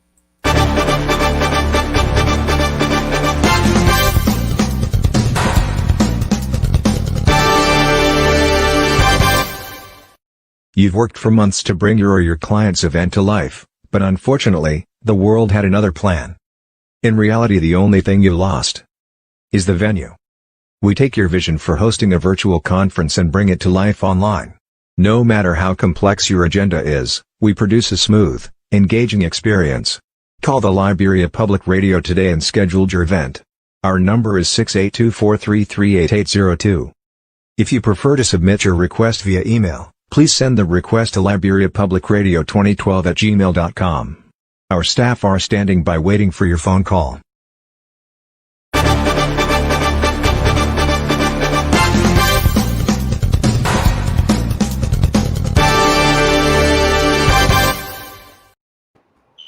Okay, there you have it. That's the Liberia Public Radio. For those of you who have your organizations, and because of this COVID-19, we also understand to observe health protocols. But in the same token, there are various states laws that require people to meet in a very little small scale. You can do that. And so if you have issues, you want to have a virtual convention or reunions, just let us know. We have the ability to do that, to host a virtual convention where you can still communicate with your people in time of crisis, good and bad. You must take charge as a leader. That's what we are specialized in. If you want a consultation, how to get that money going, to make that money, let us know. Liberia Public Radio has the ability to do that. Well, this is Freedom Watch.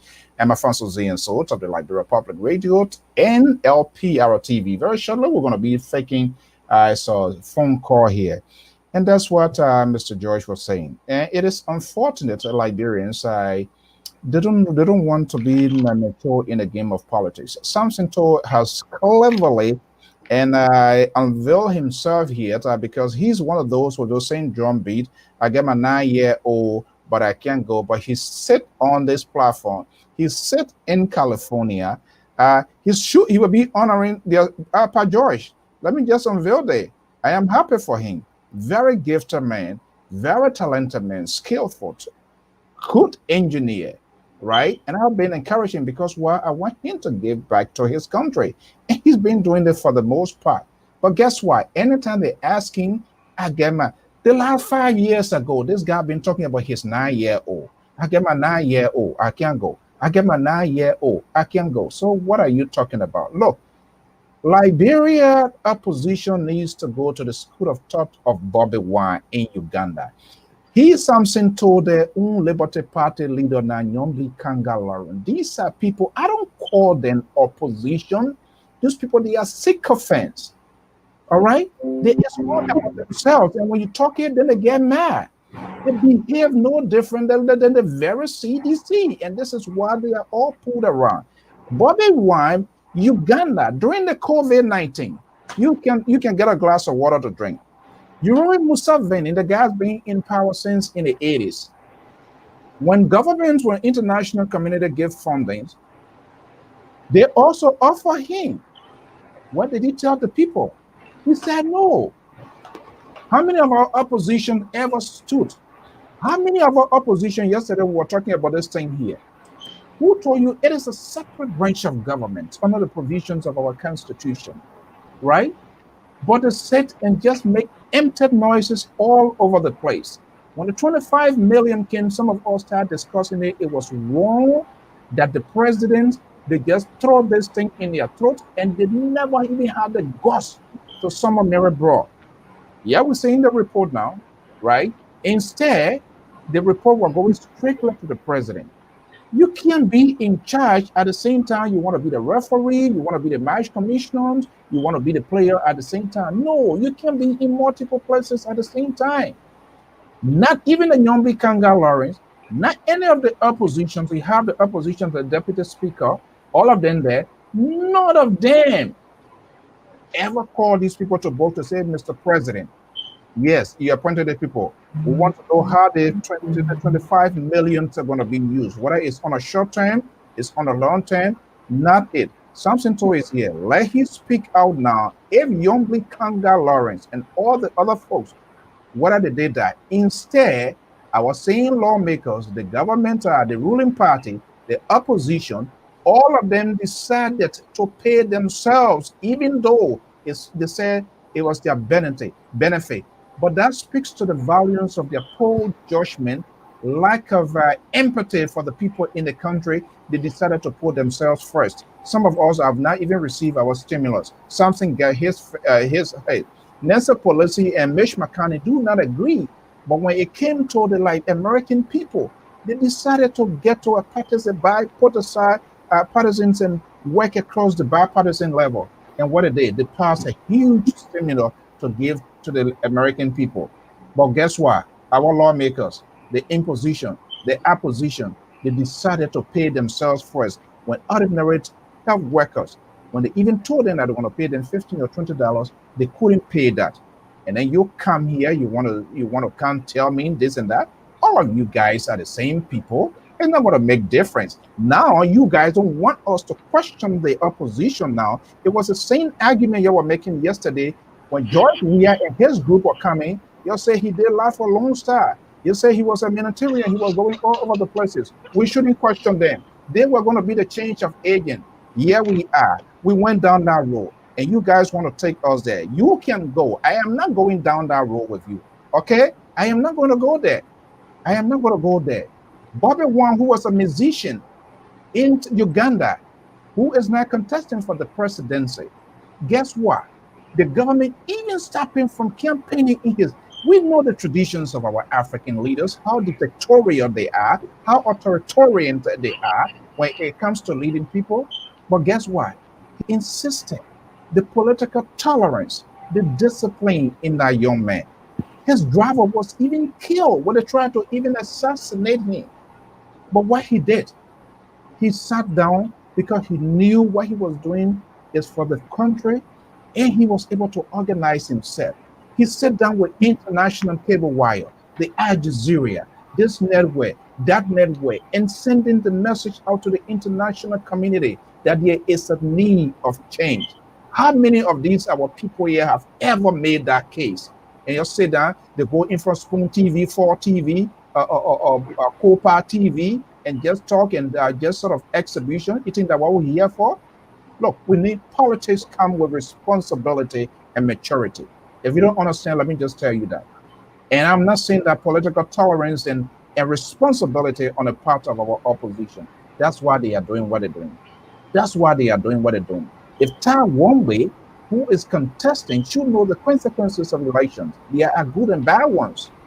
For him, in the middle of this, without even calling his political leaders to start raising threat that he will go up, he will go as independent. What does that tell you? Is he mature, or is the thing Liberia is an experimental ground because we have a bad child there now, so anybody can just come and throw them there? No, we made a mistake. You guys who were talking there, you didn't listen to us. You didn't want us to talk, and that's how you think you're going to shove things in our throat. That's not going to work this time around. I'm going to be putting the number here, and we're going to have folks. Are you done with your monologue? Can I respond? I think I passed Georgetown. No, Pastor, you're finished talking already. The phone tried to. You're not speaking for George at all. Why? No, Pastor, you're finished talking. Now you want to censure me. Listen, I don't want Mr. Toll to feel that we are ganging up on him. So, Mr. Do go, I will come back. That's too late, Pastor George, because both of you have already on that route. I don't want to address it. Matter, I will come at last. Go ahead. Okay, thank you. Now, Mr. Moderator, Mr. Holt, Mr. Falcozionso. What's my name? We are not. Let me a little bit try my best to disabuse you this afternoon on these subject matter. Yeah, you talk a lot. You said a lot of stuff, and I'm not going to respond to all of them. Now, the first thing I want to tell you is that this Honorable Yumley, she's not a sycophant. Let's get that straight. This lady in her area, she has mobile clinic that goes from village to village all over to help people.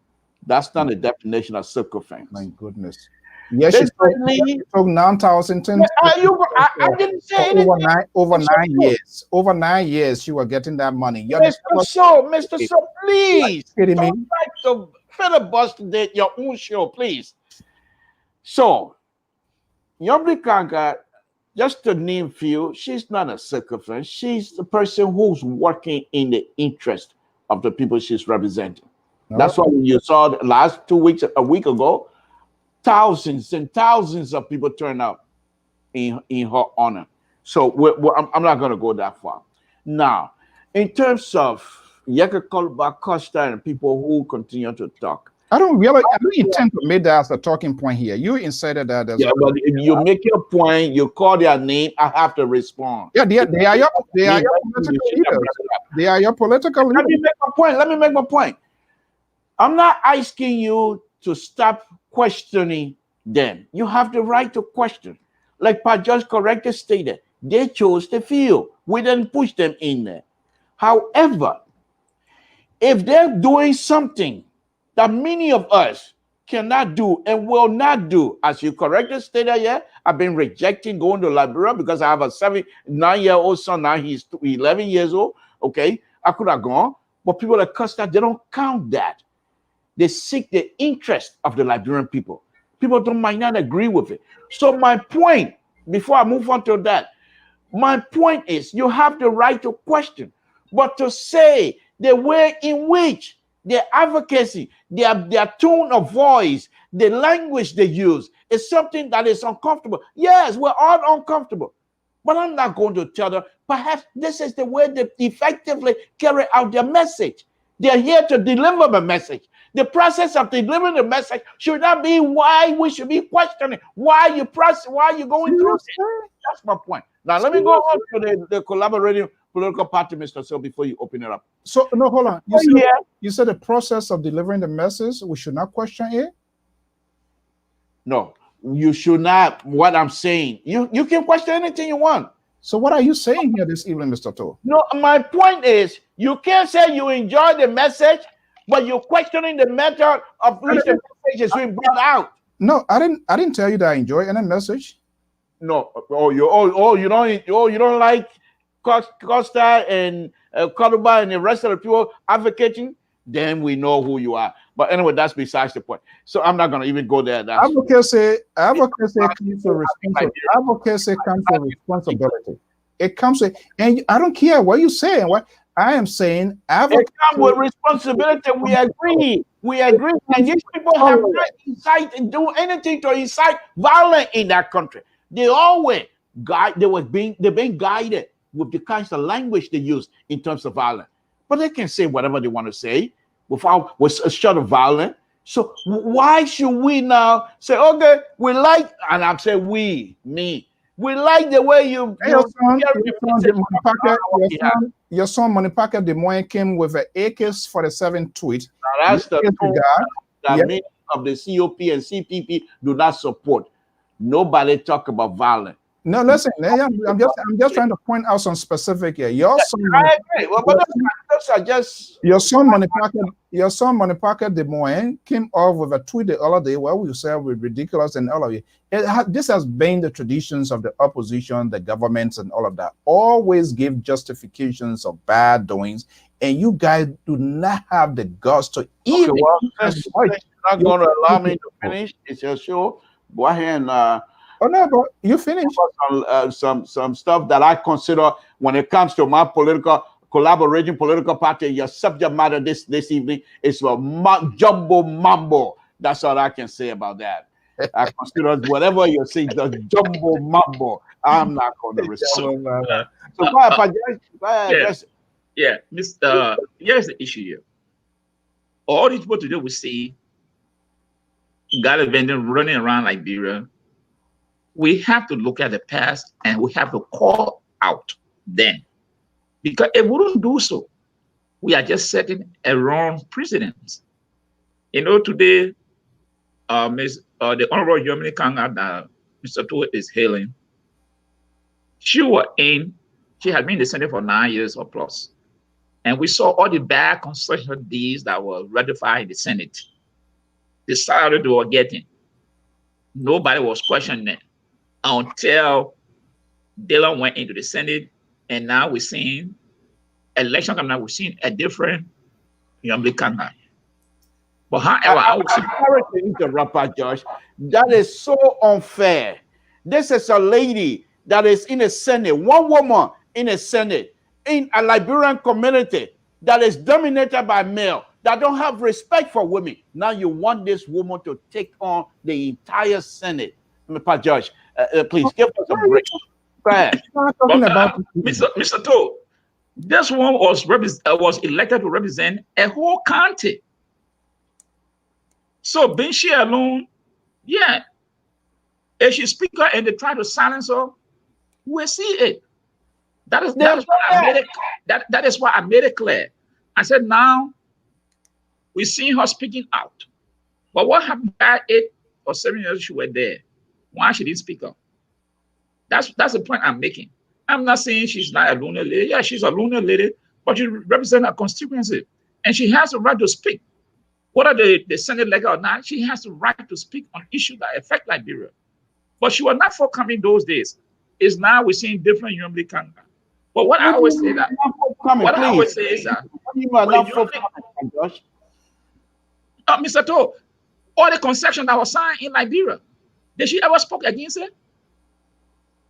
They were making 20,000. Did she ever spoke against it? I think I need to bring that tweet when LPR and African Star issue a commentary here just before that 25. What happened the next day? Your political leader, they didn't apologize, and you don't even want to admit to anything. So how can we trust you people? Yeah, how can I? I don't want to speak for anybody, but how can I? Well, yes, you have a choice, Mr. So. You ought to stay with what you have now for another 6 years and drive the country into the hole, or you come to us. No, Mr. Toa. No, that is not an argument yet. We have to continue to call on these people to do the right thing. We know that George, we are fed up with him, but at the same time, we have to call on those people who wants to continue to make decisions. And my point I'm making. Honorable Yemi Kanga was there. They signed all the bogus concession. She was receiving 20,000 plus. She never questioned any of those things until lately. And as Mr. So said it, she came out to apologize. So the argument you are making, he doesn't even want to admit. Yeah, she came out to apologize that yes, she was wrong. She would have done it differently. And what if she came out to apologize? Why are you bringing it back for now? If that subject matter is that what you want me to address? I don't care to address that subject matter. You seen that she had brought a mobile clinic into the area. And I'm saying, why did not happen a long time ago when all the bogus women was signed? I know about it for years. So Mr. George, Mr. George. Yes, sir. It is so saddened to see this sort of conversation for Samson Toll here, and that's what I said. That's the behavior of the opposition. That's the behavior of the government people. What happens when Moluba Molu said those ridiculous things about the president? As far as I'm concerned, by this time he shouldn't even be chairman of the ruling party, right? What happened when he came out and they said about Lekoto? They end up giving communication. That's what Samson Toll is doing right now. If they can even call out their own people of their doing, you're talking about Yombi Kanka. That your narrative is inexcusable, right? She's the only lady. That building, when you go there, your job there is to. That's why you must be responsible to build consensus. You see, this is what you got. I will argued publicly against these kinds of ill in the society, but she never had help. Now she's gotten help. She's ready to make a voice. What is the help she got? Getting help from who? What is the help? Dallas Dillon went there as an individual, and Dallas Dillon has been speaking. Let me pick out a call here. I think from South Korea. Hello, caller, are you there? Yes, sir. I'm here, sir. How are you doing, sir? Good. How are you?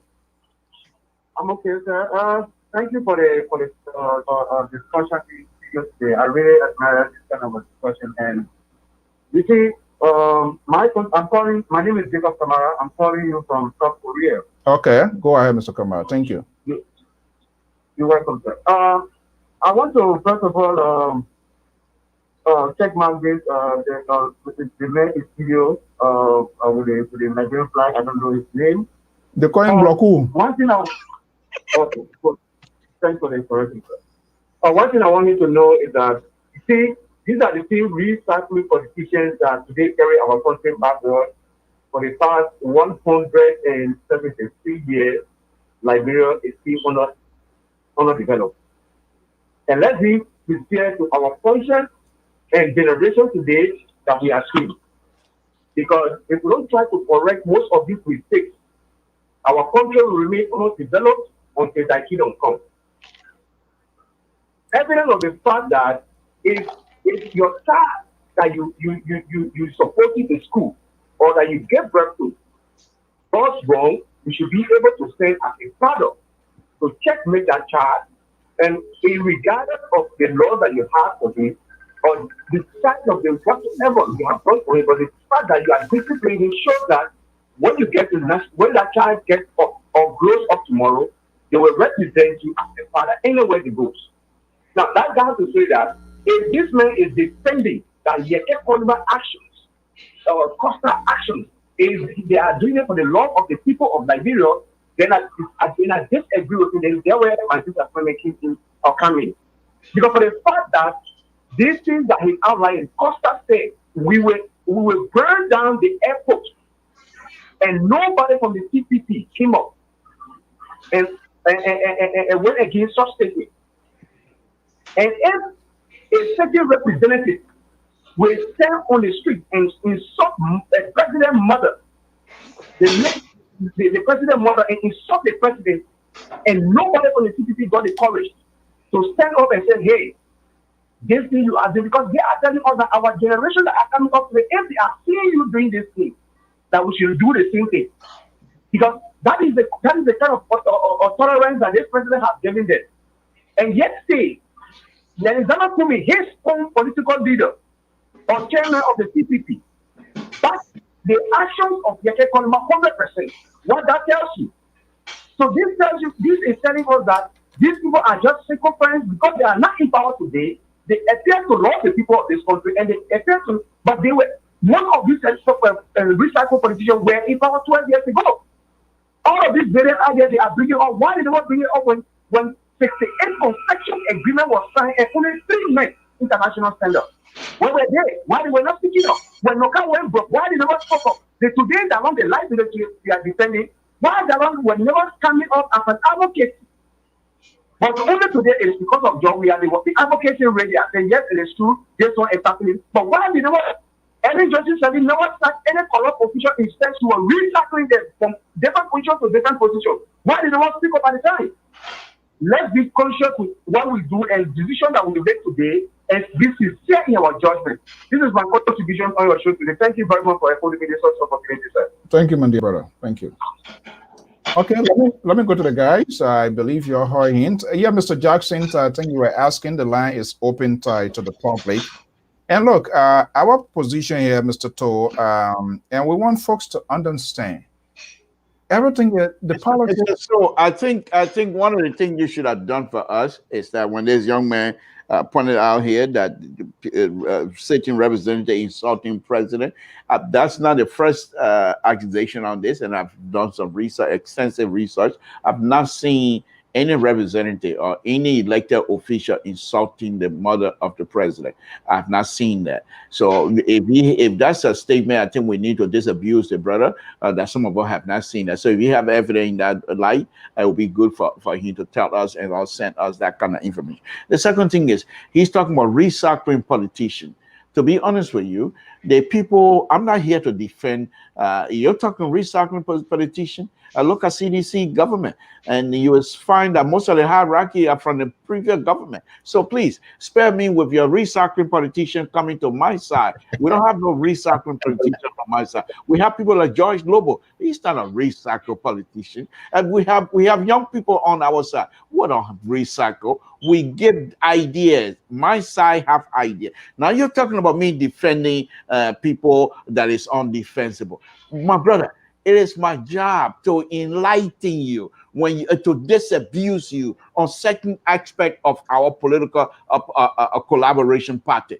It is my job. I'm not here to represent them, but I will say what I know. And what I do know is that we have a framework that is geared towards guiding our process as we evolve. It looks like you're scared. You're calling all the way from South Korea. You're scared because you know George Weah is going down. The collaborating a political party we're gonna dislodge. That's why you all trimming all the way from South Korea. Don't go north. Stay in South Korea. Don't go north. We will help you, my brother. We will help you. You shouldn't go to King Jong-un, eh? No. The young man Mason, he called this guy. Dylan was never an advocate. Dylan has never been an advocate. Dylan worked in the government, in the administrative area, the past government. He was never an advocate. He joined the senatorial race before. He ran on, he didn't succeed, and this time he won. So the issue of Honorable Dylan is a different thing. He says he had never been an advocate. He's a politician. There's a difference between a politician and an advocate. So let us get that clear to him. Secondly, he spoke about 63 concessions was not only 3 were right. But then come right back to George Weah. The concession agreement on President Weah. They Bowman did everything. The same house just ran it through and it turned to be a failure. So let us try to get some facts right when we are coming out to say some of these things. We should just not just make blanket statement because we feel that certain people are doing certain things. And what some more come here to say is that it's not that we're against the opposition or against George Weah, but we are against the system in which these people are operating on. And we have a civil responsibility or to society to call upon these people when things are not going right. So that is why some of us come here to raise some of the issue on this platform. And as a progressive labor, we will continue to work together, but we just disagree on those things that we feel that we cannot hold as consecutive, and the laborers all want to hold that line.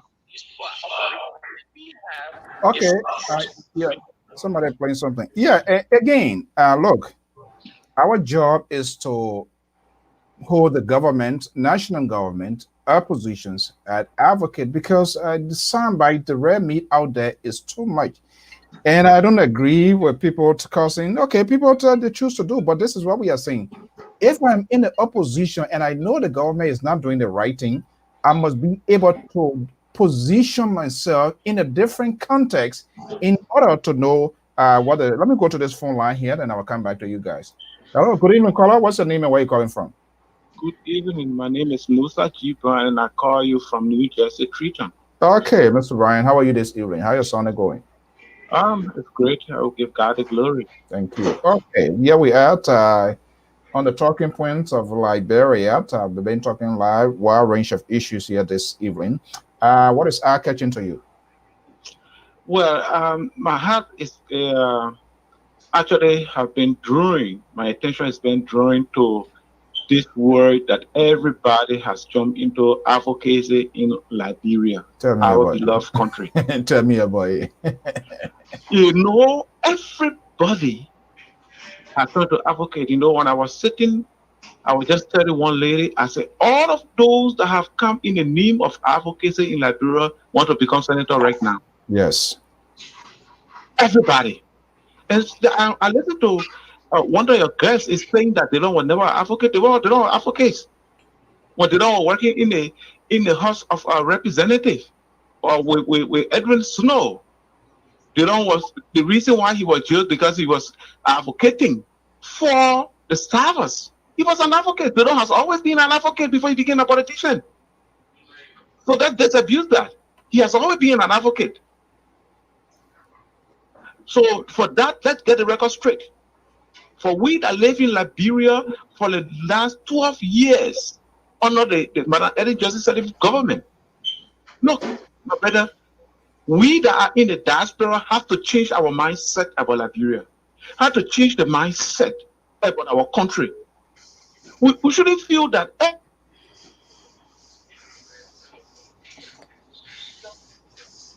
it's never wrong. And the quarter said since the 8th agreement was signed and 3 was good. We saw it internationally.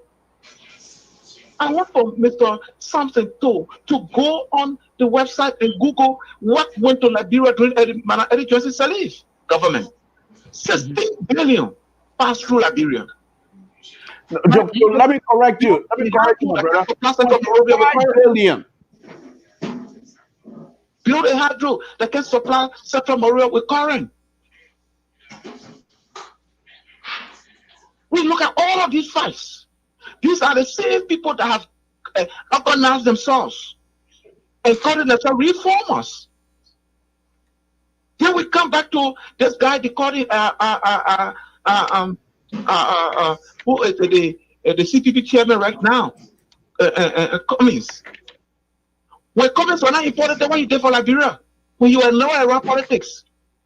Let Cummings show me one person that he sent to school, to finish high school, without his family. When you were not in politics, when you were the world president, vice president for Coca-Cola. What he did for Liberia. And he still proved that. When he said he cannot be, the only way he will do something for Liberia is to become president.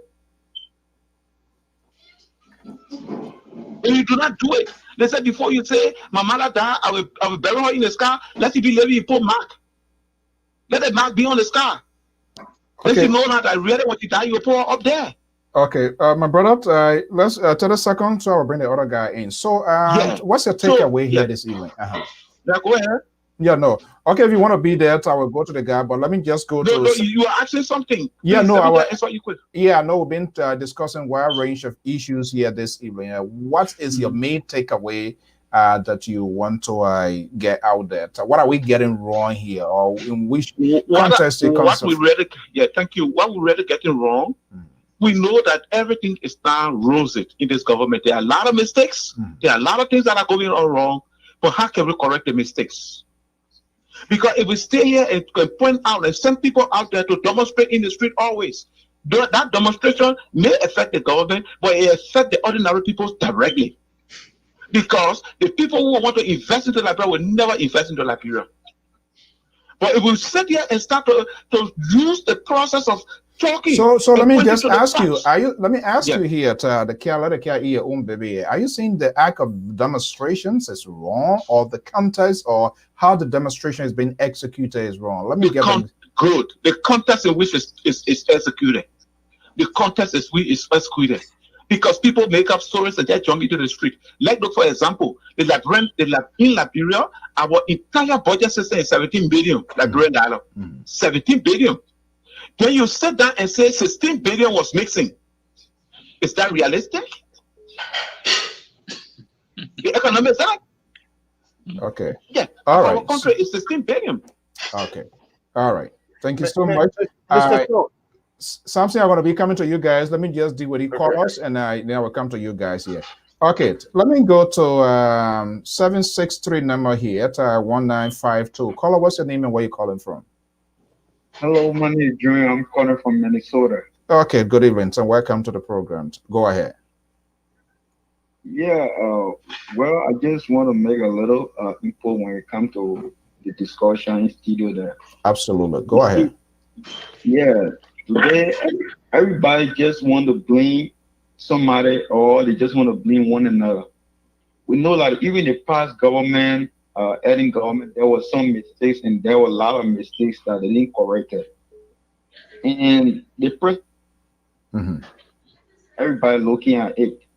But what are the best things that we can do as a citizen to help the government to play our own part? It's not only the government, but what are some of the things we can do? Because, you know, like bro cannot be built with hit. Even the best president can be in Liberia and nobody willing to work with the president. Definitely, like, bro, will not improve. There will be a lot of chaos every day.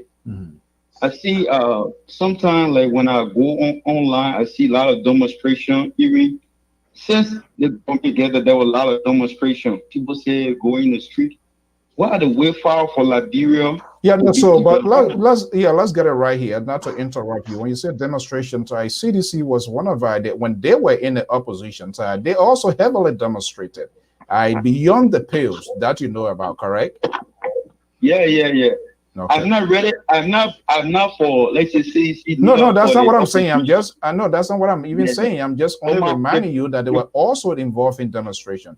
Our argument here is, I also saying the manner in which the demonstration was executed and things that are happening, but for us to say, okay, and just throw a blanket, people should not demonstrate, it's under the provisions of our constitutions, Article 17, that people have the right to assemble, but that assembling comes with responsibility. That's what we are saying. Yes, because we looking at whether the demonstration go to any chaos and this anything like you say you're advocating for, you see them they are dying again. That's what you want to for. Yeah. So what's your point? Are you against demonstration or what? Or are you not happy? I'm in favor. I'm in favor of constructed demonstration. A demonstration that will be organized in a way that there will be no chaos to the citizen. Because what then you say you come to protect me, like somebody say they're advocating for me, they come to protect me. They in the sense they not organize the demonstration in a way that it will end peaceful. Then you go low, like people start dying again. Then who you fighting for? You're just looking at doing a war. Yeah, you say you're fighting for so group, but the group that you're fighting for, the other people that turn around hitting them. So there is no sense in doing it. The people can come together as one and understand to help one another. And we cannot help one another, definitely. Even the interest can come from heaven. All right. Can be elected in Liberia. Okay. There, like, bro, will not improve. That's my own point. I'm in here. I'm not for. Okay. Thank you so much, my dear brother. Thank you so much. Okay. All right. Good for you. Thank you for your participation. Let me go to, I believe here is that Australia here or Europe? 610. thank you, Australia. Australia. What's your name, please, and which part are you calling from? I'm Victor Passing from Australia. Thank you for allowing me to show today, Brother Thompson. Yeah, can you speak a little bit louder so that we hear you? Yeah, go ahead. Yeah, can you hear me now? Much better. Oh, yeah.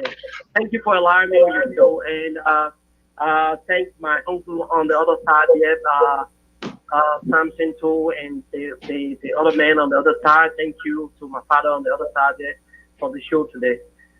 What I want to say is to my uncle there, Mr. Samson too, directly. Just give me a little bit of meaning, man. I listen to Brother Samson too.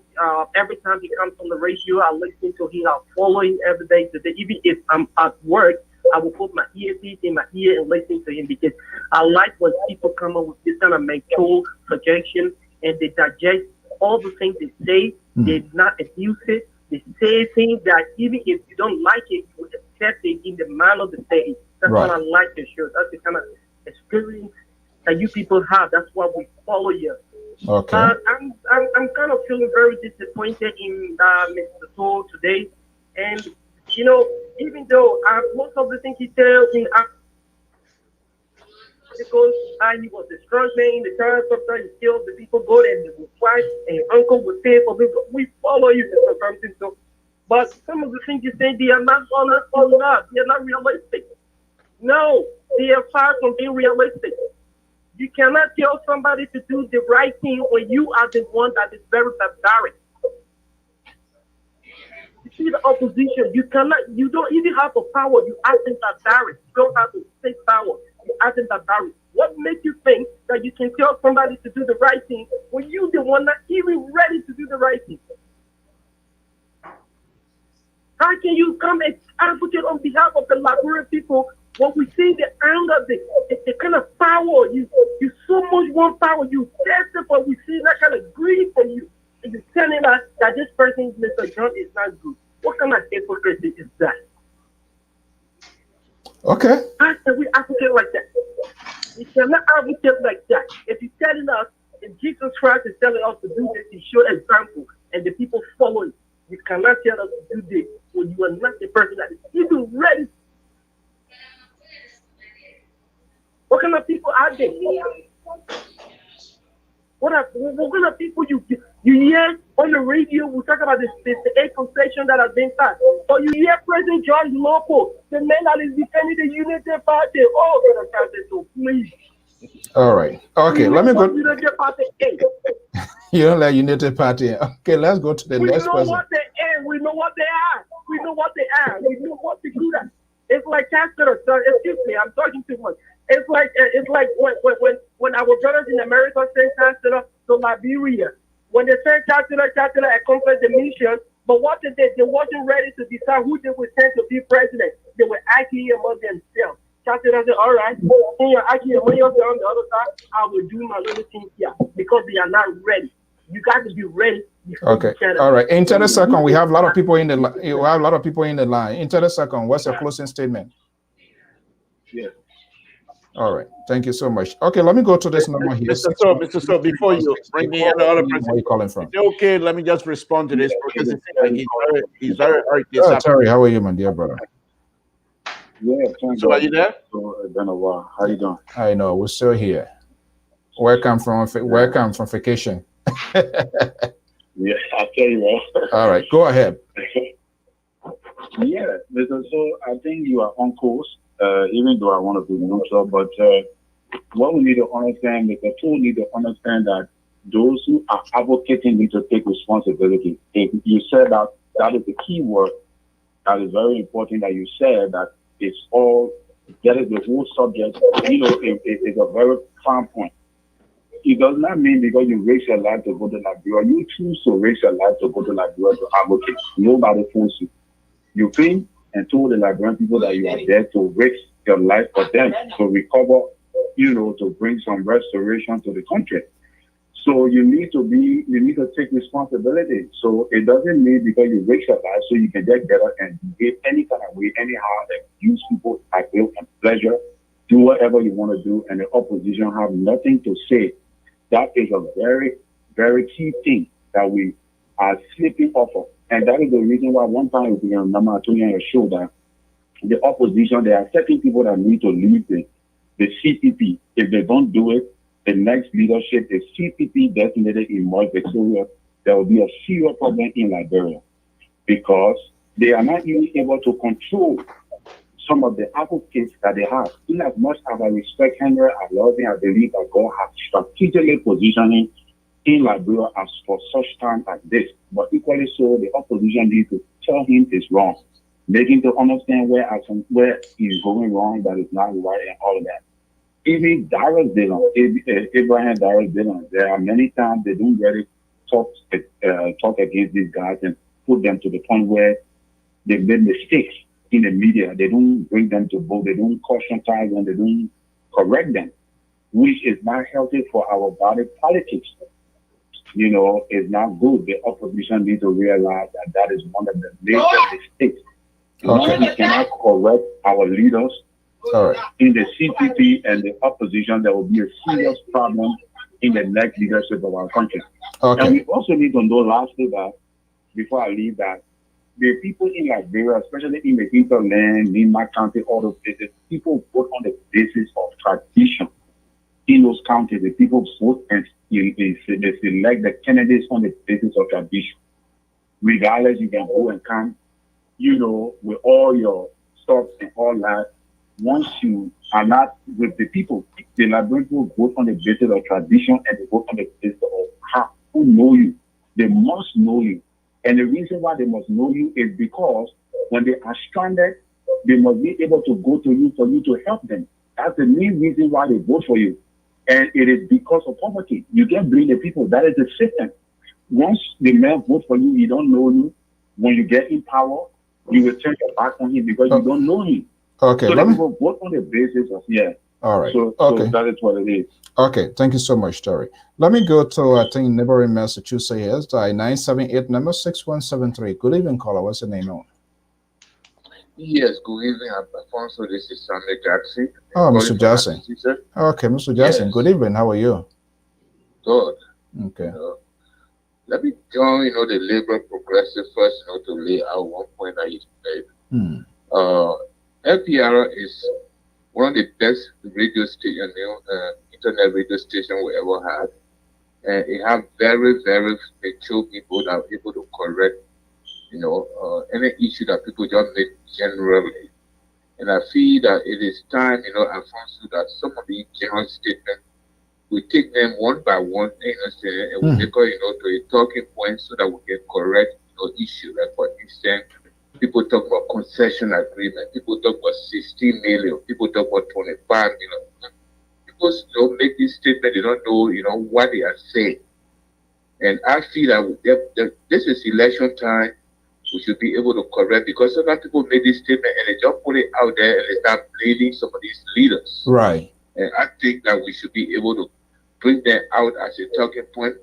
NPR have capable people, that you can call upon. Blackwood is good, you are good, George is good. I'm willing to make input on it. But for people to just make this statement blanketly without any, backing, sometimes it's not called for, and sometimes it evoke some of us, to make a call. Right. But one of the things I just wanted to call on was, somebody touched on a little bit, is the CCP, the CPP. The CPP, I look at that, if they're not able to sit down and decide, to talk in one voice, in unison, I think the CCP will not be an example for the Liberian people. And I make a result, a comment that the result that is coming out of Lima is big volume. It means that whatsoever that come out, the leadership of CPP, that include Boyka, Ure, Yombri Kanga, and Cummings, they should be able to come out and say this is the decision of CPP. And whatsoever of the candidates that don't agree, they will be doing it on their own will. Right. But rather for everybody to say they will hold on to that something, then it means that there's no need for all to condemn, the George Weah party. Absolutely. Yes. Because I feel that within the CPP, we get some sprinkle of auxiliary groups, that are holding on to the people and making statements out there. Let's take, for example, the COP. Which Pajo alluded to, there's a group that just came out, and saying what they were, and they were, suspending, the membership from the CPP. They were informed they were going to the 15 counties. Who are they? And who are they branch of people, that say they are doing that? I feel that the leadership, and that is where I feel that right now the CPP, they need to come up with good leadership. If Boyka want to be president, this is the time so to come regardless of what people feel. And say that, look, the CPP, this is the decision of the CPP. And rather than for you to just sit down without saying anything like the same thing we're complaining about George Weah. If you see that CD, and CDC, they're not making remarks, George Weah is not coming up, this is the time leadership should play. Then to say that, Hero Costa have his own fashion group. You know, Yeka Koroba have his own fashion group. They don't have his own fashion group. Within this, that is not where we want to go. And I feel that they should be able to come together now and say, look, this is the decision. Let the Liberian people know. This is where we will judge the CPP. The educated people sit out there and watch. Where is leadership? I've not seen Weka, from this, the CPP for him to come out strongly to say you will condemn so and so thing because he doesn't want a backlash. Leadership must be able to take responsibility. I don't care how you feel, and then you give directive to people. You can't just say now that I don't want to talk. Now, the result that is coming out of NIMA, that was a decision they all agreed on. Why it is that somebody within either the ANC or from the United Party, they don't go along with it. They should be able to come and condemn that person now, rather than for them to say that, the person is right. No. That's not how it's supposed to work. And I just feel that this is the time they sit down and call Yeka Koroba or they call whosoever and say, look, we all agree on the formats. There was a plan we all agree on. We should be able to accept the result that comes out of it, rather than just to be silent. It means that we don't mean better, and CDC might come to use it against you people tomorrow. And this is why I don't want to lay out to people and lay back, to get response from other people. Yeah. Okay, Mr. Thank you so much for that. And we are open here. In fact, we are putting the intellectual forum. We always look. We as a media group, and this is what I say. This is not about all. We do not need to insert ourselves into the story. It is not about all, but it's to keep the people informed. And I agree with you. That's it. If we can't hold far with, we can't call people out as it is. And we will keep to design things here and then be given excuses and stuff like that. No, it is unacceptable. Those were the things that we did, and that what get us to be where we are. And that's why I kept asking this question. I wonder whether there was a technical meeting drawn out among these people here. You will see some of these same very people, they are official, but when they say, okay, I'm speaking as an individual. Yeah, you are official of the group. So what is the distinction? How do we determine when does the real official statement comes into being? When you are an executive of the party and you're making a statement as an individual, then you equally telling me the same crazy thing Eugene Fagon does when you read it and you say, I'm speaking as Eugene Fagon, not as a deputy minister for public affairs. Tell me, give me a break. We got to be honest. It's a straight deal we got to be with. All right. Thank you very much, sir. Okay. We're soon be cutting it. Oh, yeah. Let me go to this person here again. Let me go to the line here. Okay. Let me give my guys Mr. George and the Liberal Progressive, the opportunity to talk. Are you guys hearing me now? Yeah, we're here. Yeah. Okay. So let me get both of your reaction from the few callers. We will soon be cutting it for the rest of the evening. Well, let me go first. The first caller, they made a statement of us not being responsible, political party and things like that. All I can say to that is he's a sedition and he's afraid because they're going to be kicked out. That's one. The second caller also make a statement. You got to hold on. Go ahead, something. Okay. Also make a statement that people should and their protests should be organized in a way that will be conducive to the environment. Well, first thing I want to say to that sedition is that the government responsibility is to provide safety for those who are going to be in the street to protest. You can't stop protests. They don't have to tailor their protest towards your need. Your sedition, we know who you are. You guys are going to be out. So the government failed to provide safety, and that's why you have chaotic situation. The other person, very interesting young man calling all the way, I think from Australia, he was very hurt with my participation this afternoon.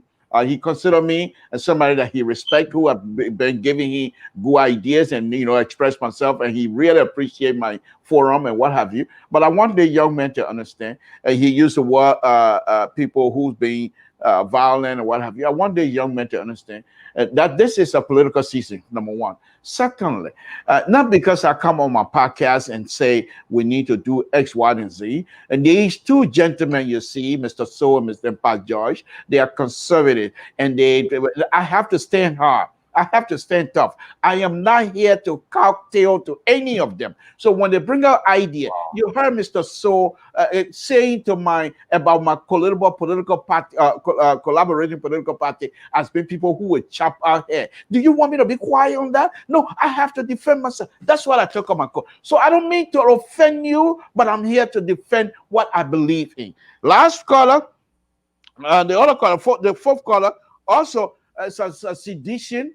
And what I can say to that person is that I'm sorry, your 6 years will soon be over. Pack your satoka and go. We're coming to help the Liberian people. The last caller, CPP, yes, we have working documents that guide our movement. And I've shown you guys this document.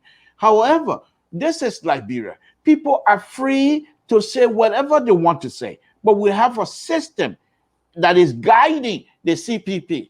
And if anybody go outside of the system, there's nothing we can do except to bring the brother back in or sister back into the system to point out to him that we agree on certain aspect of forming this political party, collaborating political party.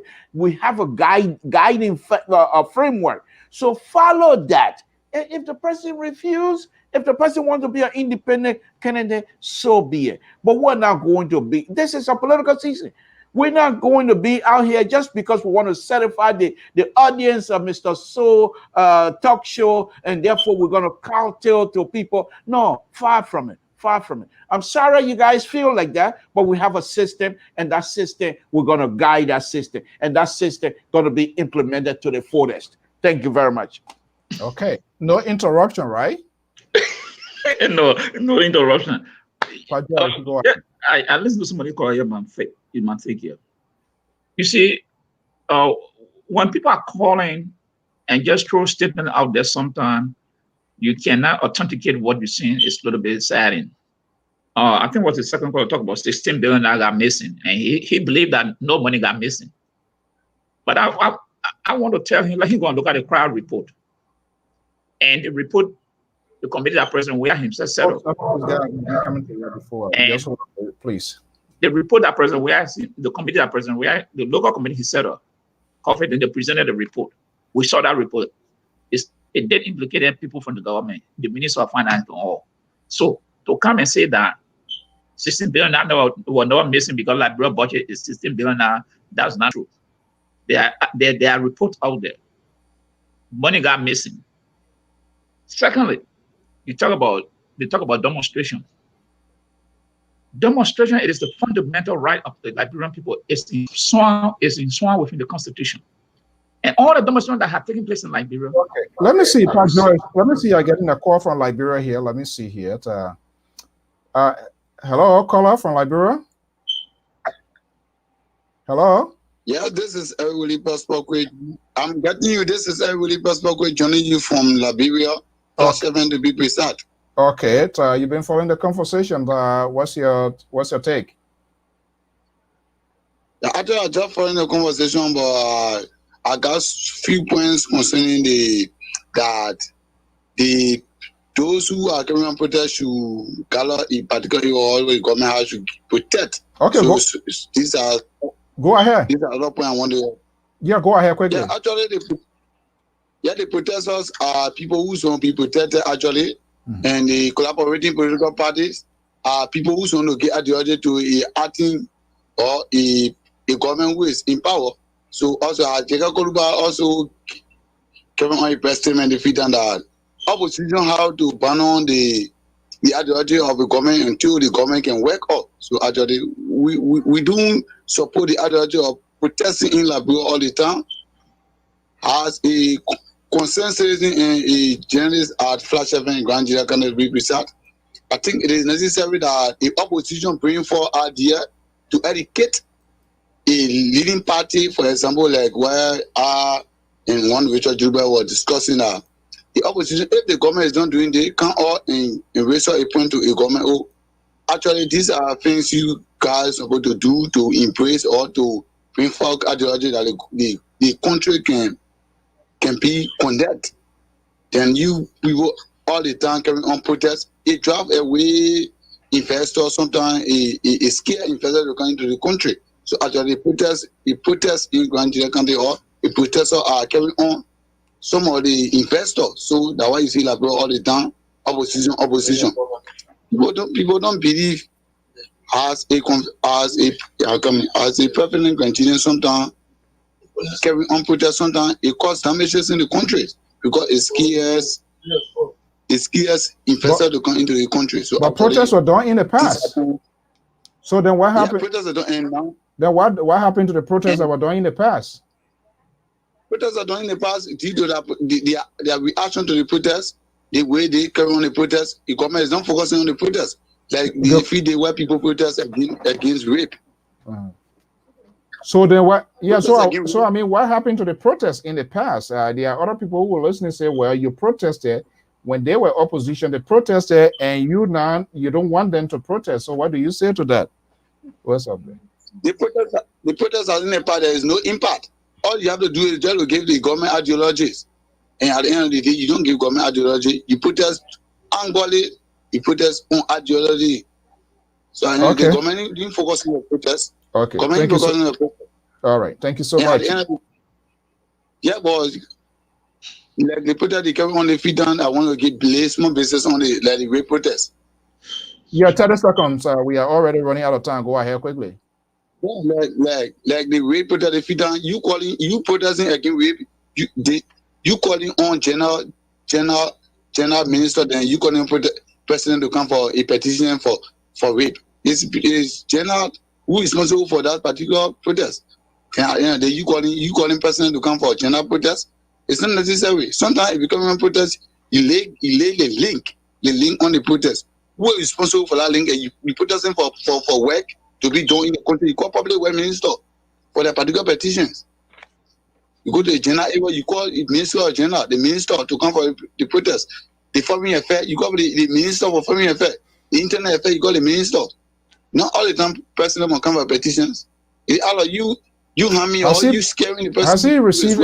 Has he received any petition in the past that you know about? Petition in the past? Whether the president has received any petition from any of the protesters in the past that you know about? The June 7 protest. They got damages. No, that's not my question. My question is whether the president has ever received any protest or any petition from protesters in the past. It's not the president even entitled to come and receive any petitions. So then why would you say why the president should receive it?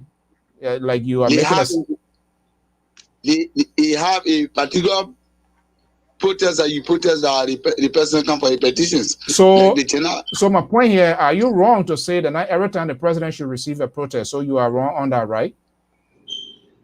It is not all the time. I'm not wrong. I'm giving you basis. It's not all the time the president will come for petition. But I ask you whether the president has ever received a protest statement in the past, and you said no, and then you are saying that not all the time the president should receive that. So how can you? The June 7 protest was the president that received the protest.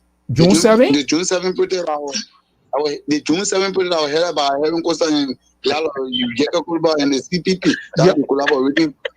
Party in collaboration with the COP. You said who received the protest? Who received the statement? The president?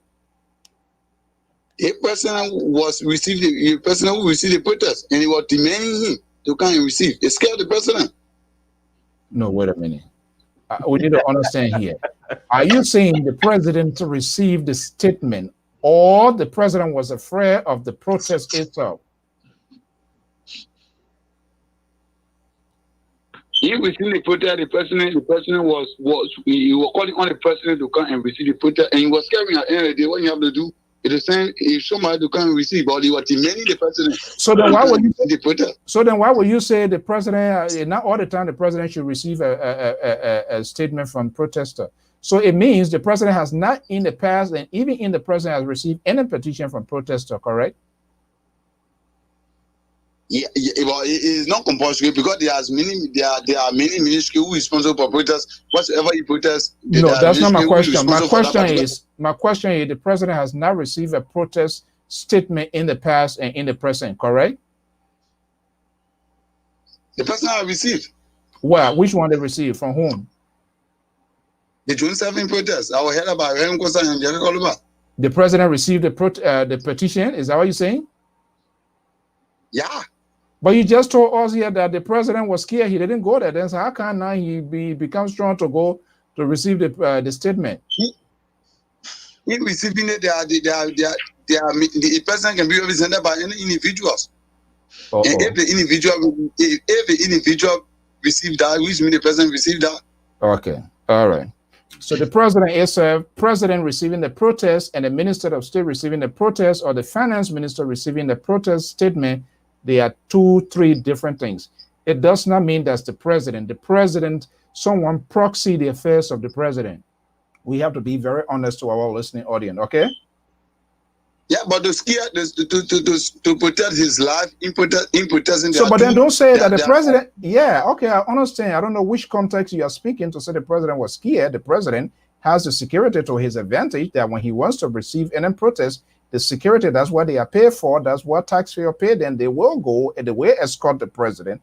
I know protest is a volatile situation. You don't know who is there, but don't tell us, say that the president received a statement here, but somebody proxy the affairs of the president to receive it, correct? But in controversial show that anyone who receive it, which means the person received that. How you understand that point? Okay. Oh man, thank you so much for your participation. I enjoy having the conversation with you. All right. Yeah.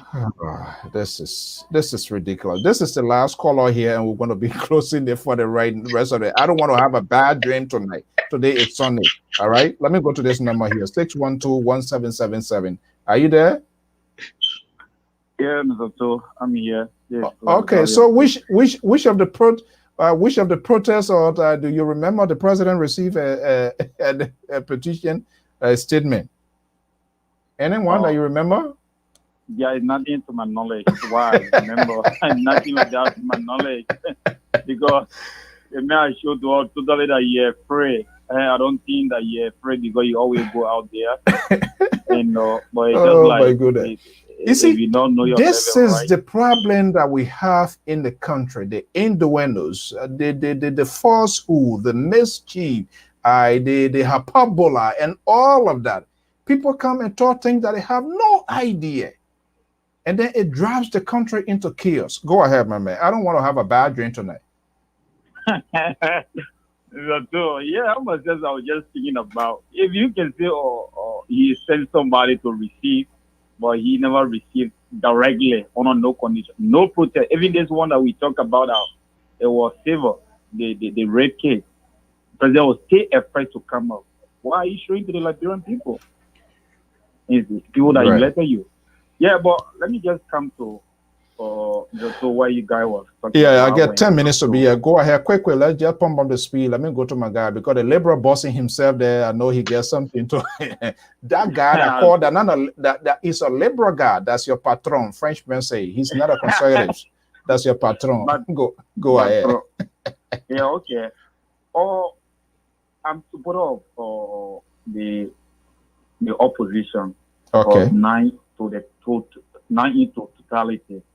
Because what I do. Hold on. Don't come out. What kind of English you are that you're not into totality? So why your percentage in support? What I mean, what I'm trying to say is this: before what I expected from this. Don't do this here to me. Don't be like Samson told that I always have issue with. You want be door, be door. You want be care, be care. Don't be door care.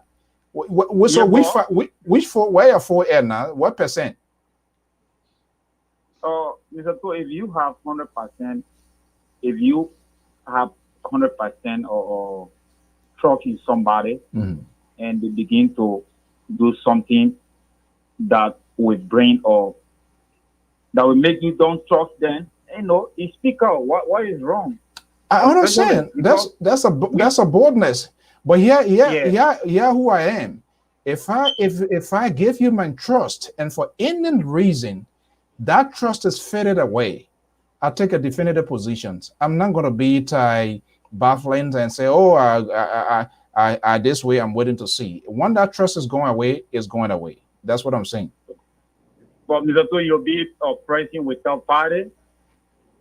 You know, how will you be look like? You know, because if from the head to the bottom everything is rotten, but at least there should be somewhere that you will link with, at least that you will say at least. Okay, all right. Let me let you have your way. Yeah. So okay, go ahead. Yeah. So how many percent? So you say you were the opposition, but not in totality. What's your percent with the opposition, and what's your percent with the government? For now, what I do observe today, it shows to me that the same thing that we are proud that is not coming. Because we sit here, we criticize the ruling party when it comes to the leadership structure, because everybody knows that. Many people now, I can say everybody, but many people know that John Weir is just a hair, but he is metal in slave. Because he's not there, but they are metal in slave. How? What do you mean? Because he don't do anything on his own. Who does it for him? When I say don't do anything on his own, yeah, I mean, who does it for? He don't make any decision by himself. So who does that? People that surrounded him, they are the one that using him. Example? So he's just there. Example? Example of who? Magay. Magay is one. Okay. He's totally controlled by Magay. Okay. Magay is one of the. He's totally controlled by Magay. All right. Okay. So at least if you are a leader, you should have something to say by yourself. All right. But those advisors surrounding him, and they all are the same. Okay, and my man. 10 seconds, wrap it up here, so we'll go to bed. Let me go to my guys. Callers. Yeah. Then when it comes to the opposition, it's like you came out to tell the Liberian people that the ruling party, they are not in your interest. They don't have no good leadership ability. And you guys have come out together as one people. But from the beginning to present, we thought that was just the beginning. But at the end, everything was going to be fine. Now, what happened today? It really, really baffled me a lot. So you're going to take your percent from them? For now, really, it makes me. I'm still sorry for that indecision, but really, I don't have the trust in them that they are in the interest of the Liberian people. They have not proved that to us. They have proved to us that the same thing that happened, like same thing that will still happen. So okay, then tell us. Let's call it as it is. If they scare you away, if this alone is enough, then take a decision so the other people will know. That we need to start making salad, giving people dinner who don't deserve to have dinner. There are some people that are supposed to eat pakana. There are some people that are supposed to eat cassava leaf without oil. And my brother Samson told he don't need cassava leaf. We need to give him some dry rice, let him eat, and it makes him to go visit Tota and stuff like that. But you try to post salad table, post salad down here for other people. So what are you gonna do? Okay. Yeah, Mr. To, within 24 hours, I will take my decision. I think if I'm due to 24 hours. Tomorrow I will be on air here. I want you to come here. I'm going to take your number to take your decision. If you don't take your decision, I will take a decision for you. How's that? I will take my decision. I will take my decision. I'll do that tomorrow. I will call. Okay, my brother. I just put in your list. Okay. Yeah, and I have only one person that I may support when it comes to senator position, which is Darrell Dillon. Okay. And there is one thing Mr. Tu was talking about when it comes to Nyombli Kanga. It is wrong. We all talking about Fala today. Or Fala been having all those opportunities. Why? Then I mean say the 1 year old. Because of election, he coming out to do those things. It is wrong. If we can tell Fala is wrong, we should even tell Nyombli it is wrong because they've been having those opportunities. Agreement, exactly. They will receive all the bribes. They will receive all the bribes and go away that right now when Dillon came to say all those things that you guys doing is wrong. And let me add insult to injury because the Liberal are going to flip up. Dillon did not even, and I must give Dillon the credit. I interviewed Dillon 2 years ago when I was almost on my way back. I went down to his residence in Bannersville and we went internet exclusive. But when Dillon came, Dillon did not even call out his political leader. That itself is being disingenuous. All right? That is true. It's not right. Say it as it is. Nyombi Kanga has been there. Okay, my man. Thank you so much. Let me go to my guys. Yeah, there. but I just want to conclude on one point. I beg you. Just go ahead now. Just Okay. less than a minute. Go ahead. Yeah, like I was saying, Nyombi Kanga, as I'm speaking to you, the 5,000 business that they don't bring about, it's just because they are tried by all means to control this guy. We are in total. We are know everything about it. Even the opposition, the statement they don't make it is not in the interest of the opposition. Up to now, none of them have come out to support Delon. It means that Delon is only on his own. And guess what? The opposition, if I'm correct, they are in majority. So then where is the consensus that they can hold this government to their feet? And they want us to believe in them. When you have people that Sandra Johnson who say government money, people can eat it, you can't pay. Should I take human being like that serious to be an opposition, to be an advocate? That's ridiculous. It's ridiculous. You can't do that. All right. Thank you so much. As part of the opposition, should always be willing to fight for that person. Okay, my man, let's do it this way. When you decide tomorrow, you come here and break the news for me. Thank you so much. Let me go to my guys there. Okay. So, gentlemen. Yeah. So, where is that guy that came from here called that people get petition and do this, and he kept stepping behind his own ease, all of that? What the heck going on? Mr. So, before we pick up on anything, let me just make a few points here. Yeah, in 10 minutes, I got to wrap up. Yeah, just 1 or 2 seconds. Back in February 6, 2017, Liberty Party USA sent a text out to its members. And in the text, they wanted us to follow the example of Nyombi Kanga back in 2017, February, that Nyombi Kanga has a mobile clinic that she was operating in Grand Bazaar, and the chairman at the time was a member of Liberty Party USA. Let me finish. You what?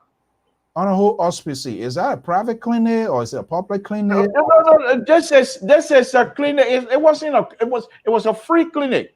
What? Mobile clinic that she put together. She didn't turn. I don't believe she turned it over to the government, but people were not paying her.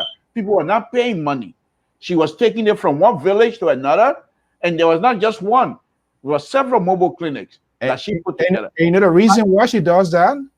Because as a sitting senator, it is her job to make a legislation to have. Mr. So there we go. When you ask for so tangible before the election, and I provided a template. Now you're gonna go. That's not tangible.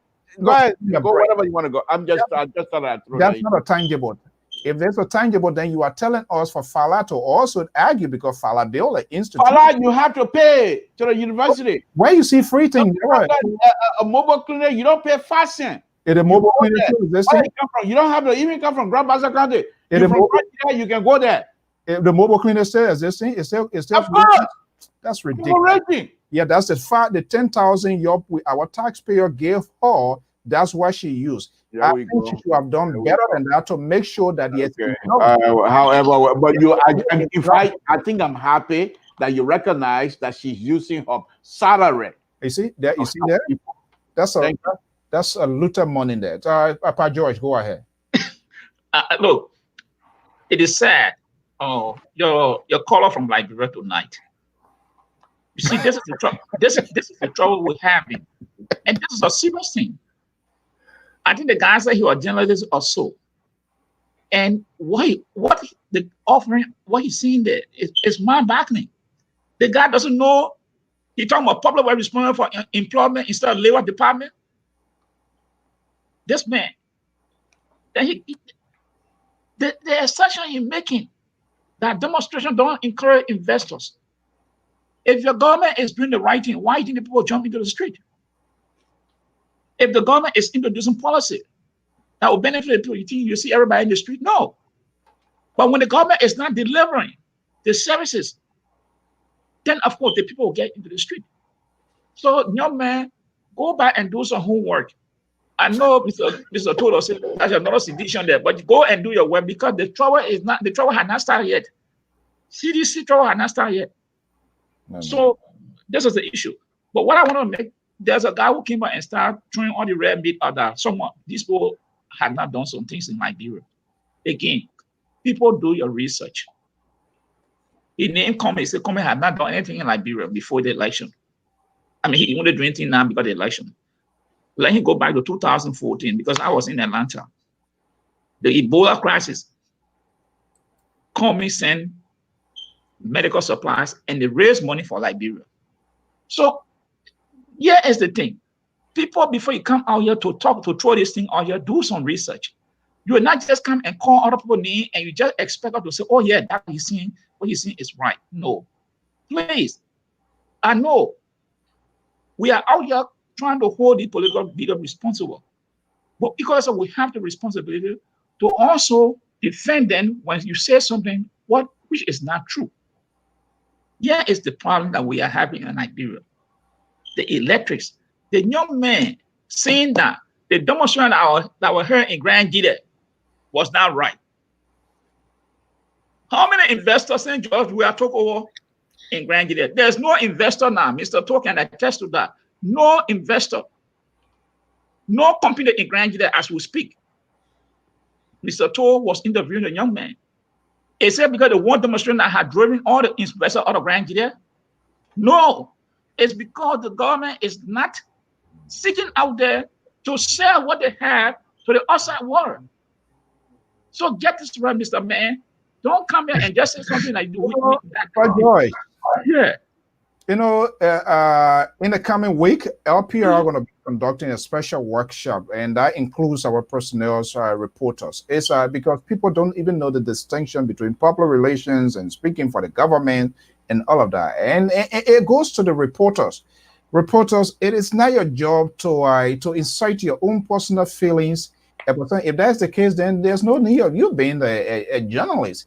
You can be subjective. Your reporting must be objective in making sure you get all sides of the story.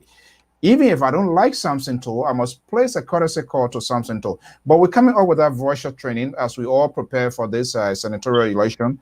The first phase, we're going to start. Hopefully, we're going to make that publication of our people, because all of these things, it just tells us that people are misinformed.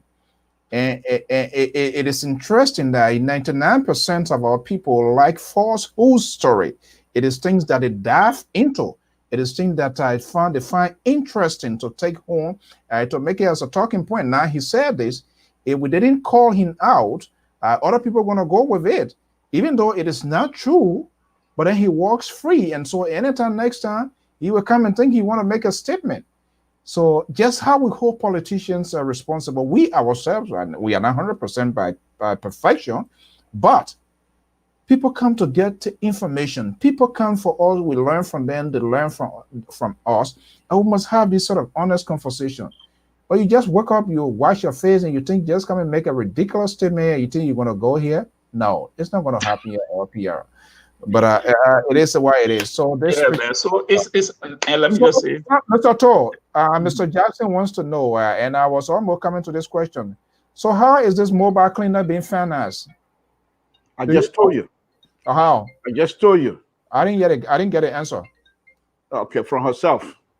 From where? Where the money come from? Herself or own pocket? What do you mean? I said from herself. Then you say where the money coming from again? Who pay that salary you use? Look, you see, this is the problem we have in that country.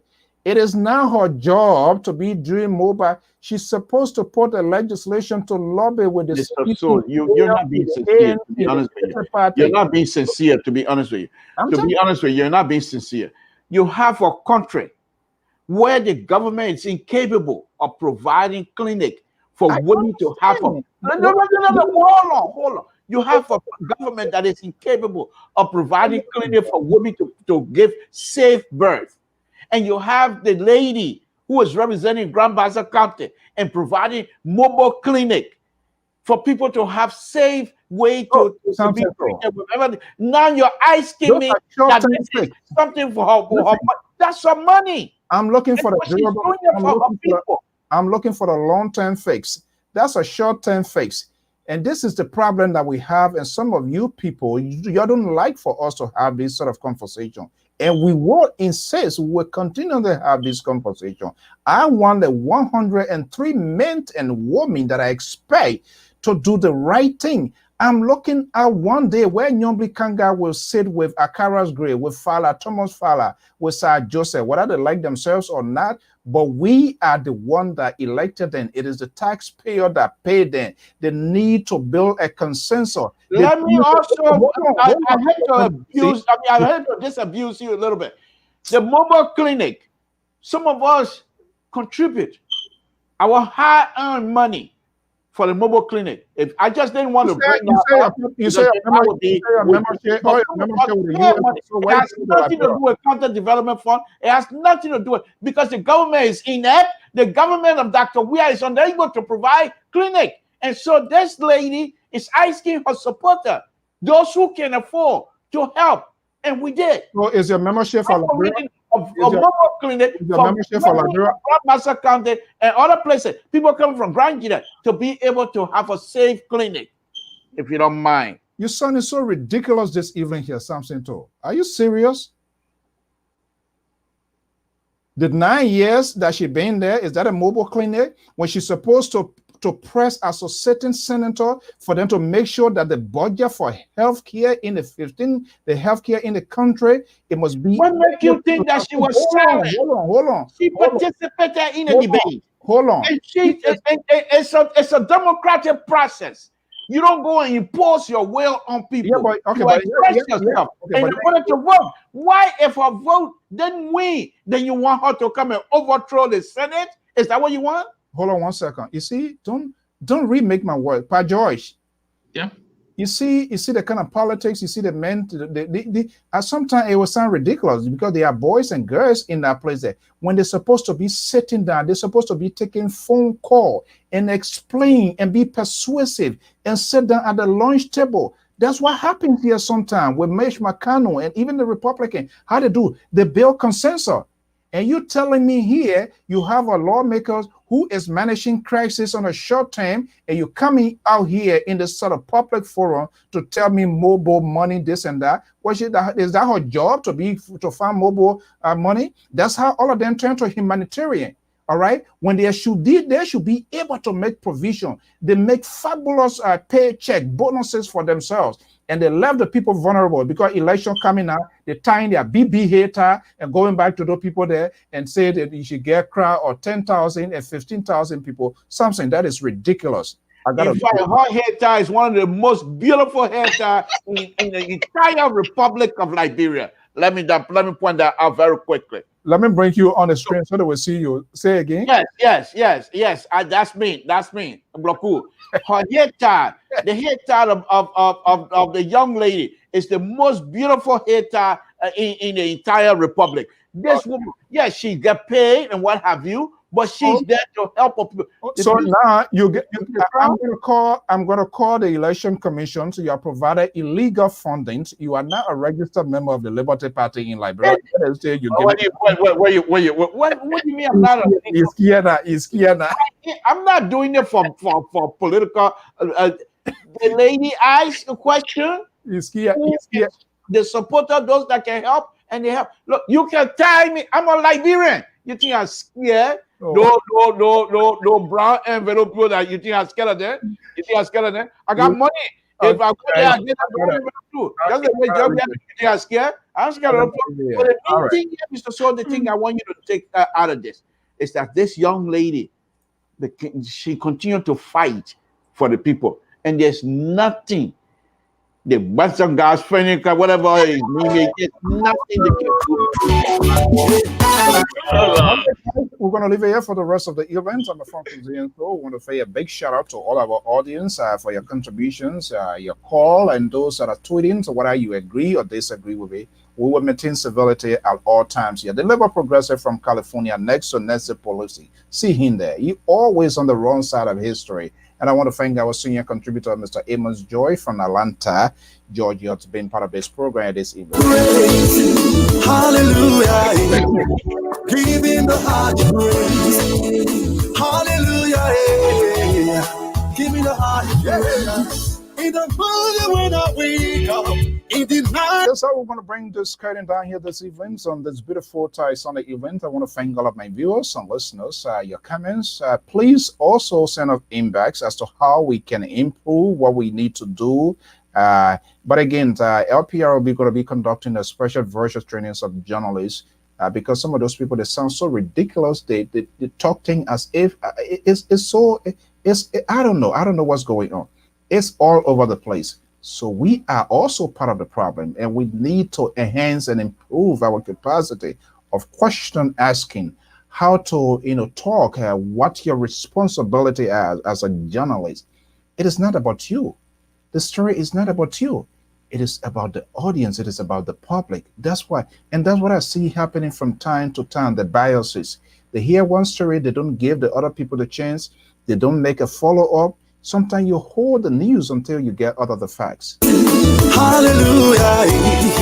Giving the high praise. Hallelujah. And our prayers and talk goes out to Minister Mambutu Vlad. We are hearing that he's potentially should be or is out of the country. Hopefully by tomorrow we're going to give you an update. But again, our prayer and talk goes out to me. Hey, come let's pray, Jehovah. Come let's worship Jehovah. He deserves the praise. Come let's praise Him.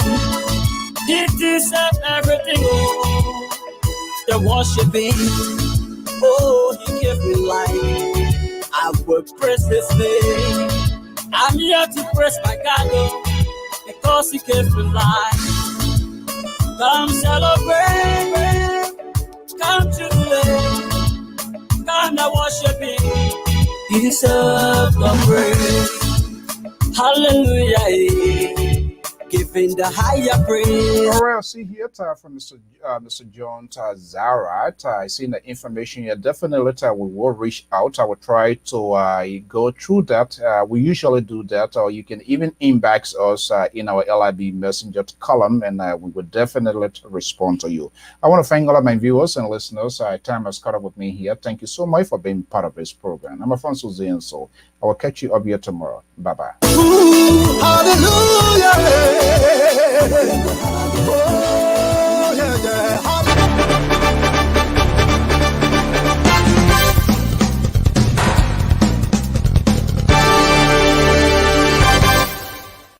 You've worked for months to bring your or your client's event to life, but unfortunately, the world had another plan. In reality, the only thing you lost is the venue. We take your vision for hosting a virtual conference and bring it to life online. No matter how complex your agenda is, we produce a smooth, engaging experience. Call the Liberia Public Radio today and schedule your event. Our number is 682-433-8802. If you prefer to submit your request via email, please send the request to liberiapublicradio2012@gmail.com. Our staff are standing by waiting for your phone call.